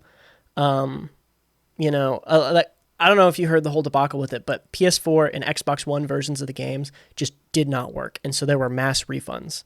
And so that the company ended up losing more money in the moment than they should have, right? And now the game, I think is profitable now because they made a DLC for it. It's a really strong DLC. It reworks a lot of the issues. It fulfills a lot of their promises they originally made. And now their next game, The Witcher 4, is like one that I think that people have learned the lesson of, let's not push these devs too hard. Like, let's let them make a good experience that'll sell well. And that's a whole problem with the video game industry, especially. And now we're seeing like film kind of do the same thing, I feel like. So this question could just be rooted in my own ignorance, but let's take the Star Wars example that you gave. Mm-hmm.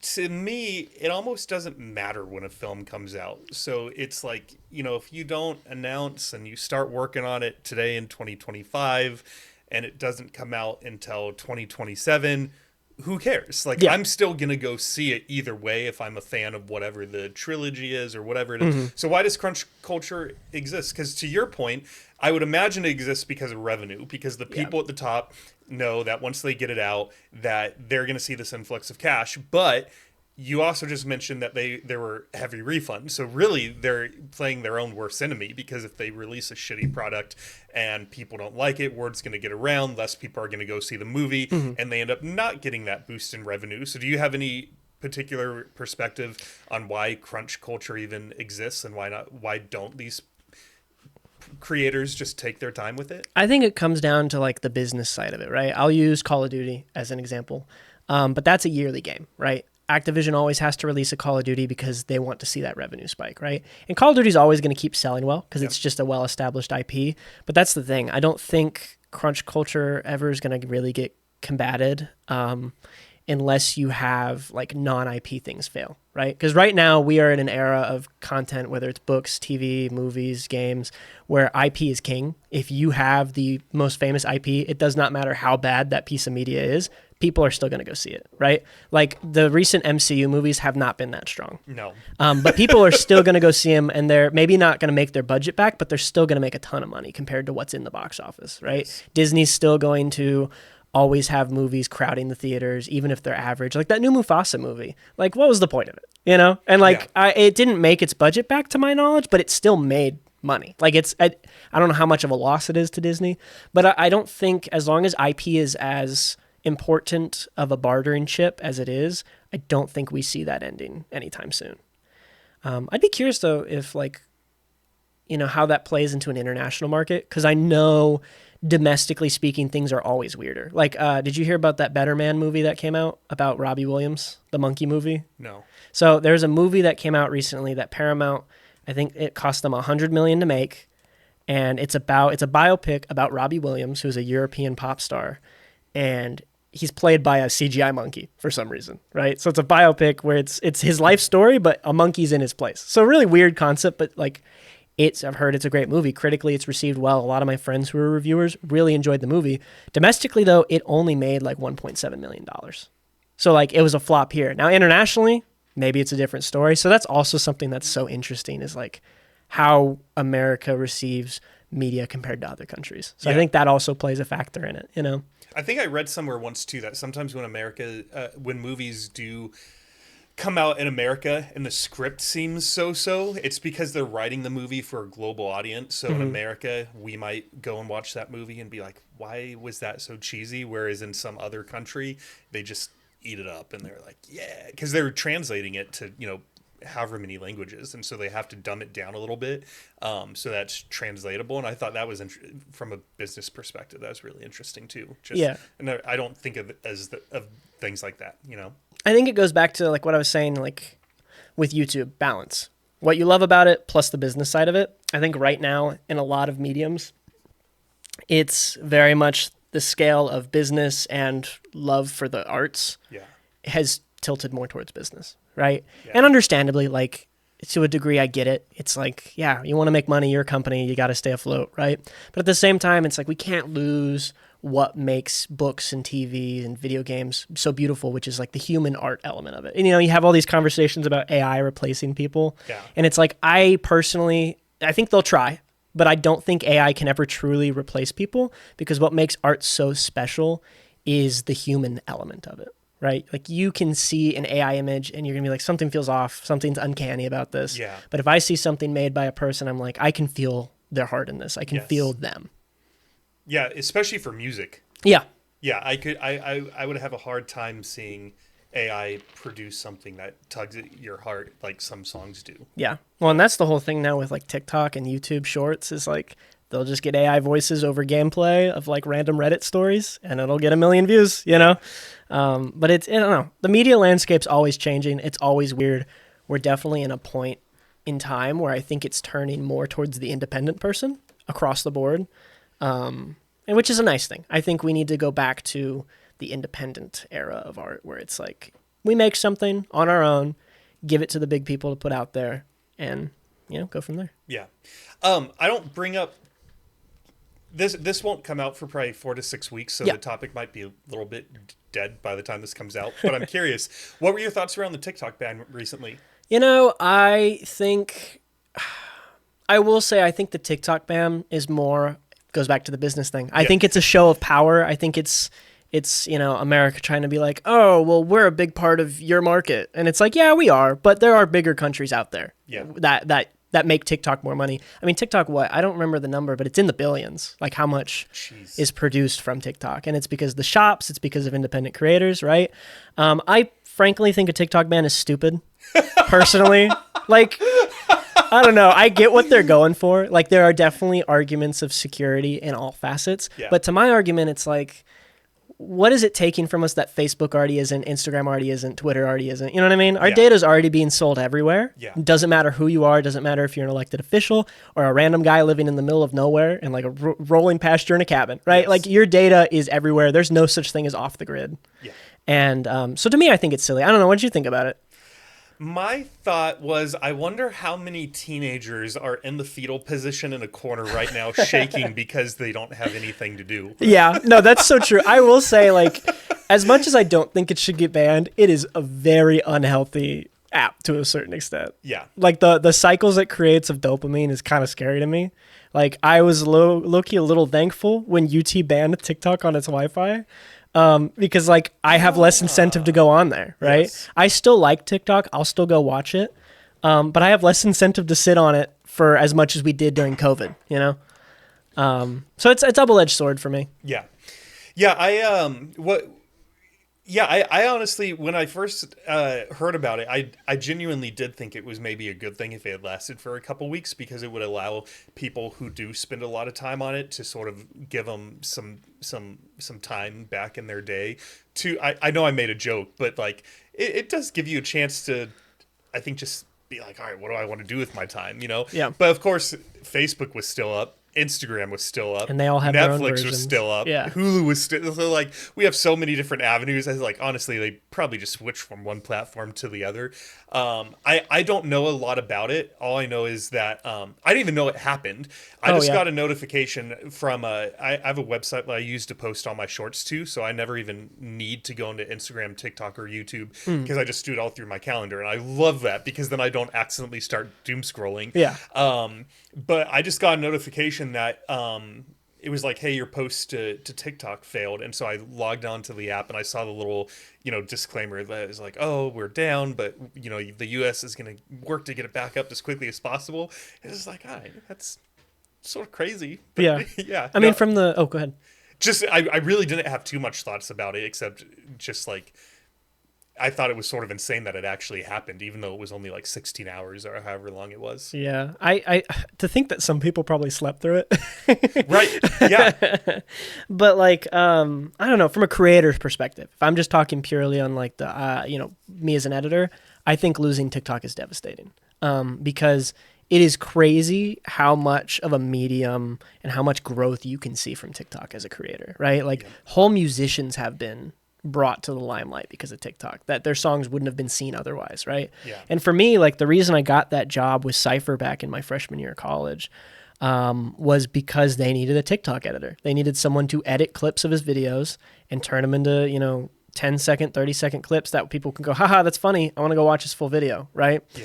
And so that was my whole job. And to think that there are people out there and friends of mine who are strictly short form content editors and they just lost their job for 16 hours and they didn't know if they were going to get it back. That's scary. Like, that's really scary. And like, there's one content creator I work for who, when the TikTok ban first happened, he only did TikToks and YouTube shorts. That was his whole thing. That was where he made all his money from. And when the TikTok ban first got announced, he said, Ryan, we need to start working on long form content just in case. Right. And so, I think it's kind of like Vine. The minute you lose that platform, you have a lot of people who don't have jobs who are going to be scrambling to find something new. Yeah. And TikTok's gotten so big to a point where I think losing it affects people more than most things. It's like losing a Facebook, honestly. Yeah. Yeah. A new perspective that sort of touches on what you just said in regards to TikTok is the same band I mentioned who has 130,000 plus subscribers on YouTube. They are considering trying to find a new manager in 2025. And as they've been having discussions with different people, one of the first questions out of the potentially new managers' mouth is, how many followers do you have on TikTok? And because they've never tried to grow on TikTok, yes, they have an account and they post there occasionally. I don't know how many followers they have, but it's probably, could be under 100, could be under 1,000. I don't know. It's not a lot of people, but because they don't have a lot of followers, a lot of managers are not even entertaining conversations with them, and they refuse to go there. They're like, we're building YouTube. YouTube is where we're at. YouTube is where our fans are. We post everything here, and we're not going to become TikTok people. And the drummer was sort of venting about it, and we didn't really come to any conclusion except that he's upset. And they think it's insane that we're, in 2025, they want a new manager, but they can't seem to get one unless they build this platform that they could care less about. Yeah. And that's what's so tricky about it. Cause like ultimately, most creators don't care about short form. And it's very valid because it's kind of just seen as a way to grow, right? Yeah. And so I totally get the mindset of not doing a TikTok or not doing YouTube Shorts or whatever medium you're going to use. Because it is just kind of mindless scrolling content. Yeah. And you can get some good stuff in there. Like I look at, when I go to TikTok, I look for movie reviews and book reviews because it's fun to get bite-sized ones, but it definitely has a lot of doom scrolling. Yeah, the only time I've really used it is when we were getting ready to go to Disneyland in December. We were looking up different things people found, said, even ways to just navigate the park. We were looking at different. Yeah, it has its purpose, but I don't know. That's like people who are like, what am I going to do without my recipes? I'm like, Google them. You don't need TikTok for your recipes. Yeah. Or YouTube. It's funny. I did have someone call me because she was making all of her money off of TikTok, and she was wondering how quickly she can monetize a podcast. And she's like me in the sense that nobody knew who I was when episode 1 came out, and still nobody knows who I am. Maybe a few more people do. But I was like, if you're looking to make money in 2 weeks, podcasting is not going to be your game. I'm happy to help you get started. I will give you any advice that I can. But podcasting, if you're doing it to make money instantly, unless you're like someone with huge name recognition, it's not going to happen. Or if you go viral for like rage baiting someone or something. I do not have a solution for. No, exactly. It's like, good luck. Yeah. One of the other things you had mentioned was academic competition. And I don't think we talked about that on the phone, but what were you sort of thinking when you jotted that down? It's something I've been thinking about more that I've gone through college. I feel like my generation is very much a generation of you got to be better than everyone else, which, is a good mindset to have for sure. But I think it gets to a point where it's a little too unhealthy sometimes. Like I think the first time I recognized academic competition wasn't healthy for me was when I got my first B in college. And I had been a straight A student until then. And it was in a class I didn't even care about. I just had to do it for my degree. And I got a B, like barely a B. It was like an 89. And I was devastated for like 2 weeks. And I don't know. I think it was, for me, I think it stems from, I felt like I wasn't enough. I felt like I was failing. Right. And I think that's a lot of times what my generation experiences when it comes to academics, because we put so much value on the grade you get for your work and not for the substance of your work. Right. It's the same problem I have with ACTs and SATs. Right. When I went to college, I didn't have to submit my ACT score. And I'm very glad that I didn't have to, because I don't think it truly shows how well-rounded and smart that I know I can be, right? Yeah. To humble brag. No, because I didn't have an awful ACT score, but it was very much like a slightly above average, right? I think it was like a 28. I don't even remember. But it's one of those things where it's like, all that shows is I knew how to take a test. I went to all these boot camps to learn how to take an ACT and an SAT, and it doesn't show that I know what I'm doing. It shows that I know my way around the test. And I think my generation is a generation of we learn how to get good grades, not actually learning, if that makes sense. I don't know, maybe that's just a me thing, but I know I've always placed way too much value on whether or not I got an A. And it's so funny because when I was growing up, I'm 37, so I am probably one generation removed from you. And there's that cliche phrase that C's get degrees, but it was so true. Me and my friends looked at college as this thing that we have to do because our parents are telling us to do it. And we, it doesn't, our employer, for me, I was an accounting major. And in the accounting world, there's really only 4 companies in the US where you have to have a very specific GPA to get into them. And so with hundreds of accounting firms in the United States, unless you're gunning for those 4, really you just need to maintain a 3.0 or better. Maybe you get a 3.1, 3.2 just to play it safe. That way, if you do, fail a midterm or whatever, you have that little bit of a safety net. But that was probably good grades in college for me. It was just like, it was not a priority at all. I think for many of my friends, especially now having them on the podcast and sort of reminiscing about our college days, we were so much concerned with figuring out who we were. We were so concerned with scared about having sex for the first time, figuring out what sort of we were going to do with our lives post college. And for us, I think we were all, for better or for worse, sort of having an identity crisis of like, we're getting closer and closer to becoming an adult. And what does that look like? And who am I going to be? And what value do I bring to the world? That grades were just like, they meant nothing to us. Yeah. And I think maybe for a lot of people, like I can get grades mattering if you want to go to a law school or become a doctor. Like that makes sense. But for someone like me, the minute I got that first B and I was upset for a few weeks, I was like, why am I actually upset about this? Like I learned it was a philosophy class, I think. I don't even remember. It was a philosophy or science or something. And I was like, why am I actually upset about this? And I sat down and looked at it and I was like, I still learned stuff in this class. A B is completely fine, right? But, for some reason I had to sit there and be like, why have I been putting so much emphasis on getting high grades when I should be focusing on who I am, figuring out what I want to do with my life? Because at the end of the day, you're so right. All you need is a degree. All you need is a C to get the degree. Yeah. Right. You don't need to be the best person in your class, especially in college. Yeah. What generation are you part of? Gen Z. I was born in 2002. Is there a new generation? I think there's 2 new generations, technically. You have Gen Alpha, I think, that started in like 2012. You'd have to fact check that. And then you have one that just started in 2025 that is Gen Beta. So Gen Z, Beta. Gen Alpha, Gen Beta. I think How they do you just feel about recycled that it. name? I don't know. That's an interesting one. Gen Beta? I think it's funny considering the context of that word now. Right. But it's kind of funny. They're like, we got to Z. I guess we just got to go back. I guess. Because Gen Alpha, Gen Beta, yeah. Yeah. What's the C going to be? That I have no clue. Whatever. It's kind of the stuff you use with like frats and sororities. I don't know what the Greek alphabet is. That Greek alphabet? Probably. Yeah. I don't know Yes, what comes after that. I'm going to ask you a very broad, vague question. What do you think about your generation? What do you think about Gen Z?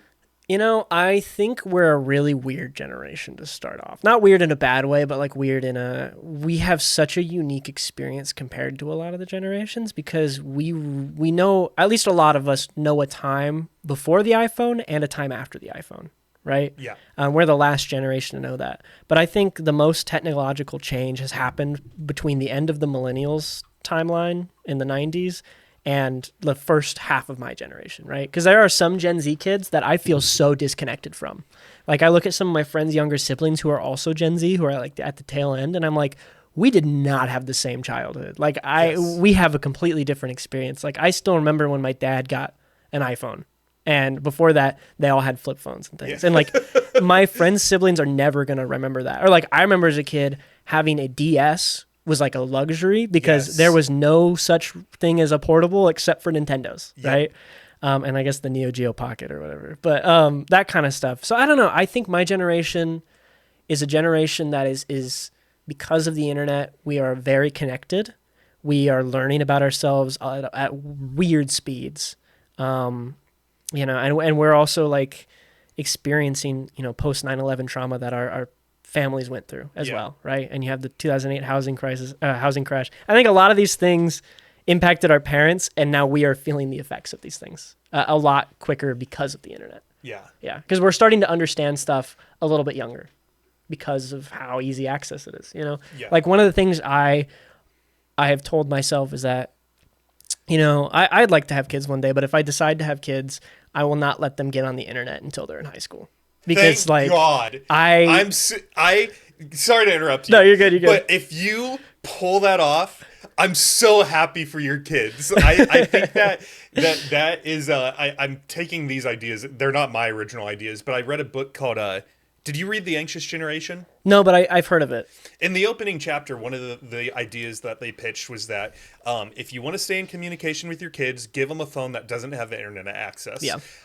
Next thing is that they think that parents and teachers should all work to make a rule where you're not allowed to have said phone in school. So when you get to school, you drop in a lockbox of some sort and it stays there. And if you have to get a hold of your kid, you have to act like you're in the 90s and call the school. School goes and gets the kid, takes him out of class, brings him to the phone. And then the third idea is that essentially no child should have internet access. I think the book proposed till either 14 or 16 years old, because what's crazy to me is that we can access anything on these little computers we have now. And so an 8-year-old could hear about porn and just go look it up. Like, that's insane to me. Yeah, well, and I even know, like, when I was 11, I was watching things with swear words, which, like, swearing's not the biggest deal. Right. But even then, the fact that I could just access that without my parents knowing, it's scary. Like, and the fun part is I think my generation's going to know every trick in the book by the time we all have kids. Yes. And I guess some of Gen Z is already starting to have kids. But it's like, we're all, I think, really prepared. Because I guess the best way to describe Gen Z is we're a very much a transitional generation between millennials and Gen Alpha. Because millennials have a lot of experience with no technology, and Gen Alpha has only experience with technology. We're kind of in that in-between, which I think is really interesting. Yeah. I don't know. I'm kind of all over the place with that, but you see what I'm kind of saying with that. I'm smelling what you're stepping in. Yeah. No, I mean, even the guy that I was talking about earlier who does all the behind the scenes stuff for me, he's 24. And so that makes a ton of sense. I make self-deprecating jokes more for humor of others, not because I actually believe them. But like the things he knows, watching him dig in on my computer, I have no idea what he's doing. And it's second nature for him because he's been doing it since he was 5 years old. Sound mixing is he breathes it.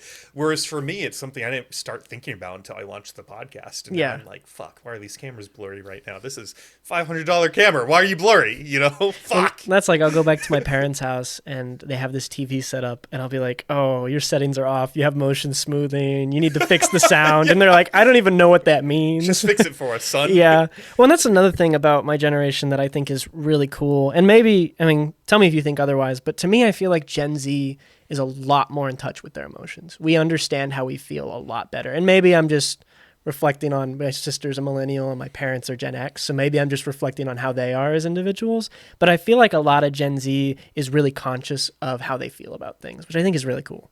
I think they definitely are. I at the gym I go to, most of the time, there's a lot of teenagers there who will come up to me and I'll just give one example, but there's a guy who has really bad ADHD. And so he just got on a new medication and now he's able to focus in. But he's noticed he's also lost his appetite. And so since he's not eating as much, his weight is going down. He also has noticed some acne has started to pop up on his back that they think is related to the medication. And so we have conversations all the time about how on one side of things, he likes that he can focus and he sees his grades going up. But on the flip side of things, he's like, I miss eating and this medication is making me crazy. And I don't know like which of these two evils I'm at odds with. And at the end of the day, my parents trust me to do what I want to do. So they're like, if you want to get off your meds, you can do that. But you know, the repercussion of that is that he literally hears like voices in his head. And he's like, I fucking hate them. And they drive me insane. Yeah. And the gym is the only place where he can sort of mute those voices. He doesn't know why, but there's something about picking up weights and just being in the gym where like it's the one place in his life where he can focus. But the medication is adding this whole new wave of problems in his life. And dude, I have conversations with people between the ages of like 14 and like 28ish all the time that I never was having when I was growing up. So I do think based off the small population of people that I interact with on a daily basis that Gen Z is definitely in tune with who they are, and they are thinking about things that other people might not think of in previous generations until they either graduated college or they're engaged or there's a kid on a way or there's some sort of life thing where they're like, fuck, I need to grow up because I'm about to be responsible for another mini human being. And like, I don't even know who I am yet. You know? Well, and that's like the whole thing of, I mean, obviously Gen Z has its own problems. Like, I think we're too quick to react to things sometimes. But even then, like, that's when those questions come in of like, is this because of the internet? Is this because of how we were raised by other generations? Things like that. Like, there's so many factors that go into it that it's you know, it's a repeating cycle. Yeah. One generation's always going to complain about the next, you know? Like, we're going to start complaining about Gen Alpha any day now. Yeah. I know I mentioned porn, you mentioned swear words, but for you, why do you think you would try to keep your kids offline until they're 12, 13, 14, whatever age? You know, I think the biggest thing to me is the mental health side of it. Like, you know, obviously porn and swearing and like drug use and things like that are all things you don't want a kid to be exposed to. Right. But I think the scarier thing about the internet to me is just how easy it is to think negatively about yourself or think because I'm not doing things this way, I'm bad person. I'm not where I need to be, right? It's so easy to see the success of others and see, you know, the fakeness of others. Like, a lot of people will just put their fake self forward and say like, oh, I'm this successful person when maybe they really aren't anything special. And we latch on to that and we're like, oh, I got to be like that or I'm failing, right? I mean, you mentioned Andrew Tate earlier. I think that's a good example of someone who, you know, has an online personality that is very strong and he's, you know, frankly not a good individual, and having kids see that type of content, you know, bad influences in the world, things like that. And I don't know. I think to me, it all comes from just how artificial everything online is and how, you know, I just don't want a child exposed to, there's so much information you take in at once that I think leads to, you know, just unhappiness with yourself. Online. And I mean, have you heard of the dead internet theory or whatever it's called? No, tell me. It's this whole concept that, like, I forget the exact percentage, but it's basically like half the internet is bots, the other half is real people. Gotcha. And so that it just keeps feeding itself, kind of like a snake eating its own tail. Yeah. And so the more, you know, with AI on the rise and things like that, we're going to get even more like artificial stuff. We're going to get even more like, you should be doing this by this age, things like that. You know, I just think that it's a very toxic place that can really turn you on yourself. One thing that made me empathetic towards a stranger was after I finished my workout, I was in the sauna. There were no seats available, so I had to stand. And there's this one guy who was leaning forward in his seat, and he had his phone sort of right here, so I could see what he was doing. And he took a selfie of himself and sent it to I think I saw her name was like Vanessa or something. And then he kept pulling down on his screen to see if she responded to him. And when she didn't, he took another selfie of himself, sent it to Melissa. I forget the name, but I could see it was like all female names. Mm-hmm. And he probably repeated this process for like 15 different females before he jumped out of the sauna and went about the rest of his day. And at first, I remember my knee-jerk reaction was, I was like, who the fuck is this guy? Like, dude, what are you doing? Like, turn on some music or something. Enjoy your time in the sauna. Like, this is a great place to just, like, be away from that. But then and I know nothing about this guy, so I'm making a huge assumption based off of one, 15-minute interaction where we didn't even interact. But I felt bad for him because I was like, dude, this guy wants to connect like with someone so bad, and he's not getting that instant connection. And like, really, like, as someone who interacts with people here in my what's supposed to be my dining room on a regular basis, I was just thinking, like, as I was driving home, like, I wonder when this guy last had like a conversation with someone and was just able to connect with like a friend, a family member. Like, he potentially could be like really lonely, just seeing like this desperation of like, someone answer my fucking Snapchat, and no one's responding to him. I just felt bad for the dude, Who knows who he is or what his life is like? I don't know. But it was just like, it was really crazy to see that unfold in real time. Mm-hmm. What are your thoughts around that? It's kind of like what you said. It is a little, obviously we don't know his whole story, but I do agree. It's like, seeing that is kind of sad, right? Yeah. Because like at the end of the day, it's just a person longing for connection. And I think connections are so important, right?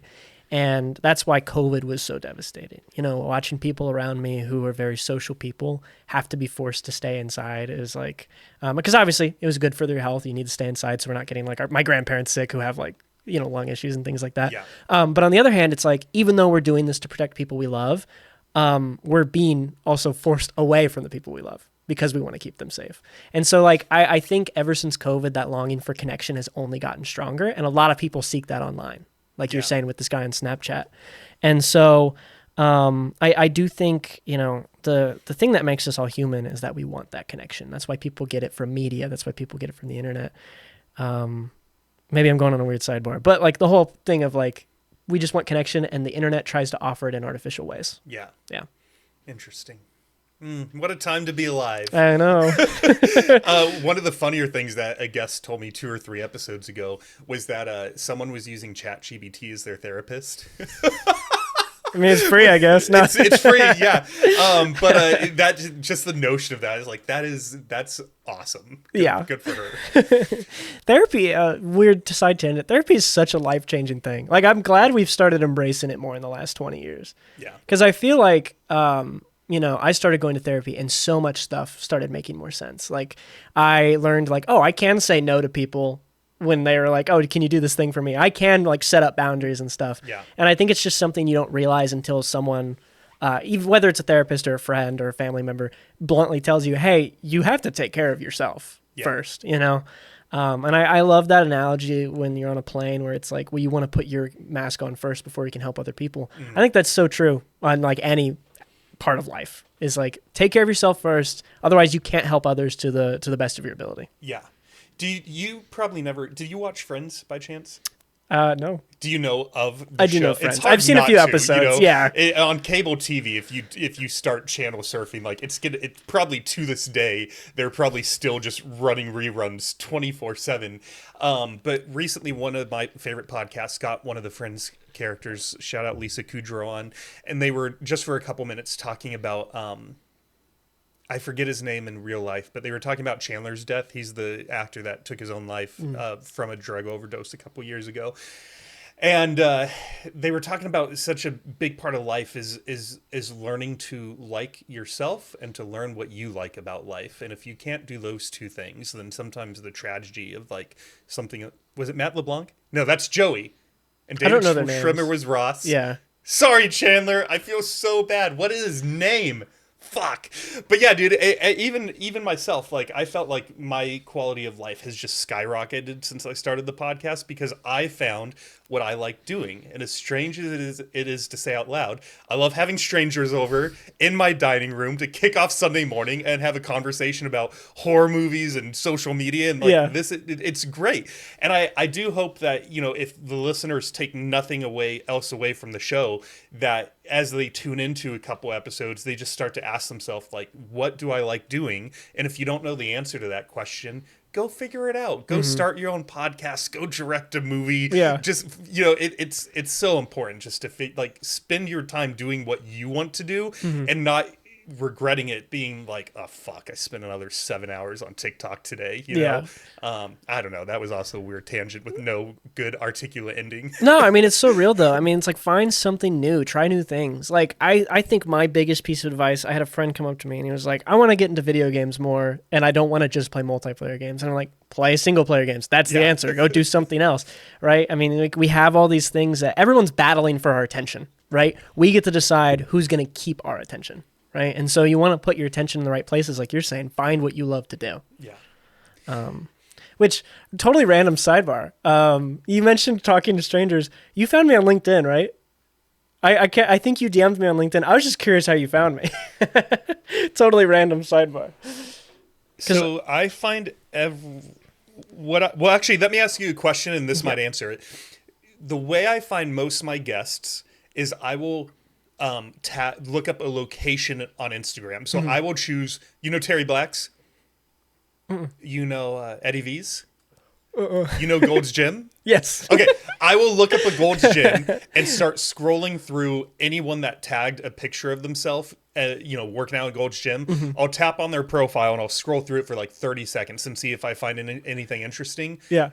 Have you tagged yourself anywhere in Austin? I have no problem. South by Southwest? Yeah, probably. I probably looked up a South by Southwest event, found your page, saw something I found interesting, and sent you a message. That's so funny. I was just curious of the process because it's so cool. I don't know. I think it's a cool way to get people on your show. It works so far. Yeah. We've got 100 plus episodes. guests in through looking up random locations in Austin, Texas. That's so awesome. It's fun, man. Yeah, and I feel like I feel like I've gotten so, I guess, lucky. I don't like that word. Yeah. You know, conversations like today. Did you have fun? Oh, I had a blast. This is great. I had fun. We had great chemistry from when you walked in the door. For every 30 messages I send out, probably 2 or 3 people respond, and the right people keep responding. And I don't know how that has worked, but I'm just like, damn, let's keep the good, whatever this juju is, let's keep it up in 2025. Just keep the good vibes going. Yeah, and I think that to me too is, and then I'll get off this whole mindset bullshit, better yourself thing.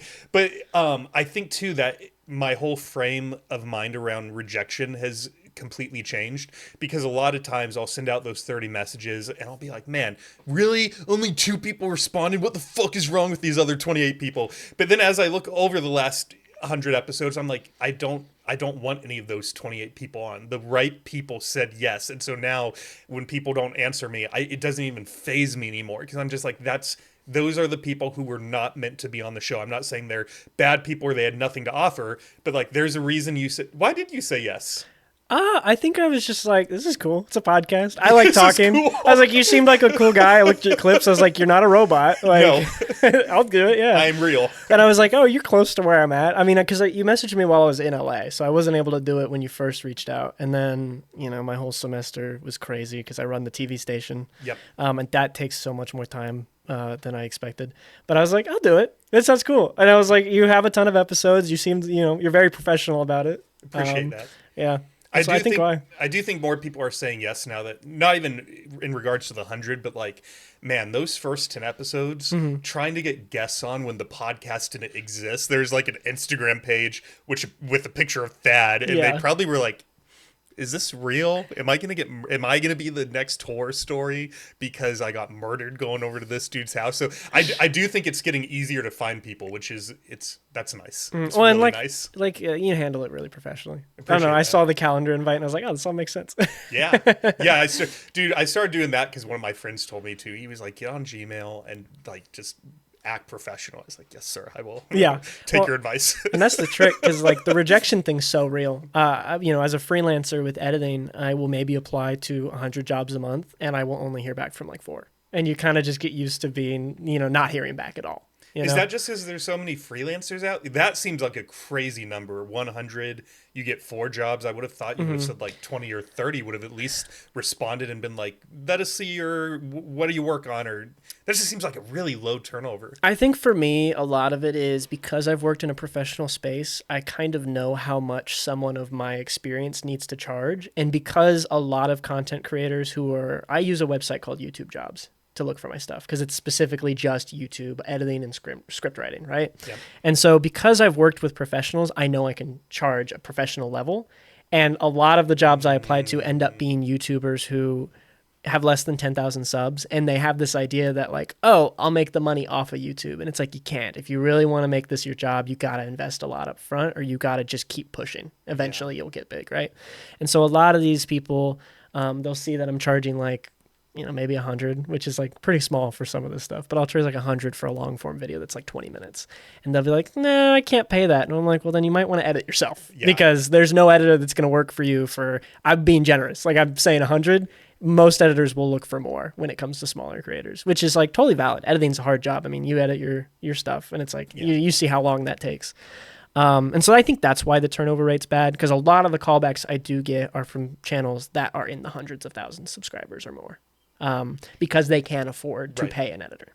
So I think that's why most of the time I get no's, not because of any portfolio or any creative differences. I think it's just a money thing, which is totally valid. Like I never fault people for not replying, but it is what it is. That is me. Yeah. In my first 20 episodes, I hated editing them. And it's pretty minimal because like we were talking about before we started, most of it is typically just if the guest requests something taken out. Mm-hmm. And even then, it's like you just need to find 2 points where you can delete that and then try to make it in a way where the audience doesn't know that something was deleted. And that takes only a couple of minutes. But I started reaching out to a couple editors the same way I find guests. And when they were throwing their rates back at me, I was just like, yep, I'm going to be doing this on my own for a little bit. Yeah, which I think is very much the way to go when you're starting, because it's like, it's not worth paying an editor when you're not making off of it. And I think you should know the basics too. Oh, for sure. Because now since I've been doing all this by myself, with the exception of Tyler coming over and helping me, I know exactly how much time it takes, and I know the quote-unquote business backwards and forwards. And I think that you should have that expectation of, like, if I am going to hire someone, what do I want out of them? What do I want to see as a result? The time that's going to go into it. It's just a good thing to know. Yeah, well, and that's like, I won't say the specific creator or go into details because NDAs, but I work for a guy who, did all his own editing out the gates, like you're saying. Like he was in the same position as you, making his edits for his first episodes and stuff, and he was able to make a master doc of what he expects, right? And so even just having that experience to tell future editors, here's a 30-page packet with all of my directions, like make it exactly how I would, very valuable to an editor. Like my least favorite clients I've worked with are clients who go, do whatever you think looks good. And it's like, well, yes, but you also have a creative vision. Like, tell me what you want. Tell me, even if it's just a word of like the feel you want for it, Yes. But yeah, it's an interesting landscape. Yeah. Is there anything you were hoping we'd bring up today that we haven't touched on yet? I don't know. I think we got it all. The social media, mental health. I mean, is there anything you wanted to further ask about any of the stuff I said?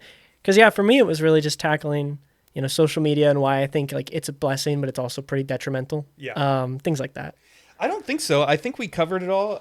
We asked and answered all of my questions, and I was sort of hoping we would go down a horror movie conversation, but wasn't sure how long it would last. And I don't know how long we stayed on the topic, but I was very happy with that. Yeah.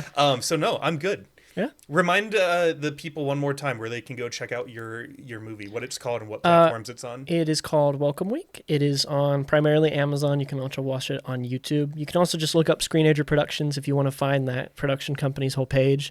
But they're wonderful people. And you can also probably find it on my Twitter, at Ryan Ranc. So it's somewhere on there too. Yeah. But yeah. In the rare chance that there is a someone watching who is on the market for a YouTube editor, how do they best get a hold of you? Oh, honestly. Did I word that right? They're looking for a YouTube editor, and they think, maybe I want to talk with this guy. Yeah, just Twitter DMs, honestly. Or email me at my link in my Twitter bio. It's like ryanrancmedia@gmail.com if you're looking for an editor. Awesome.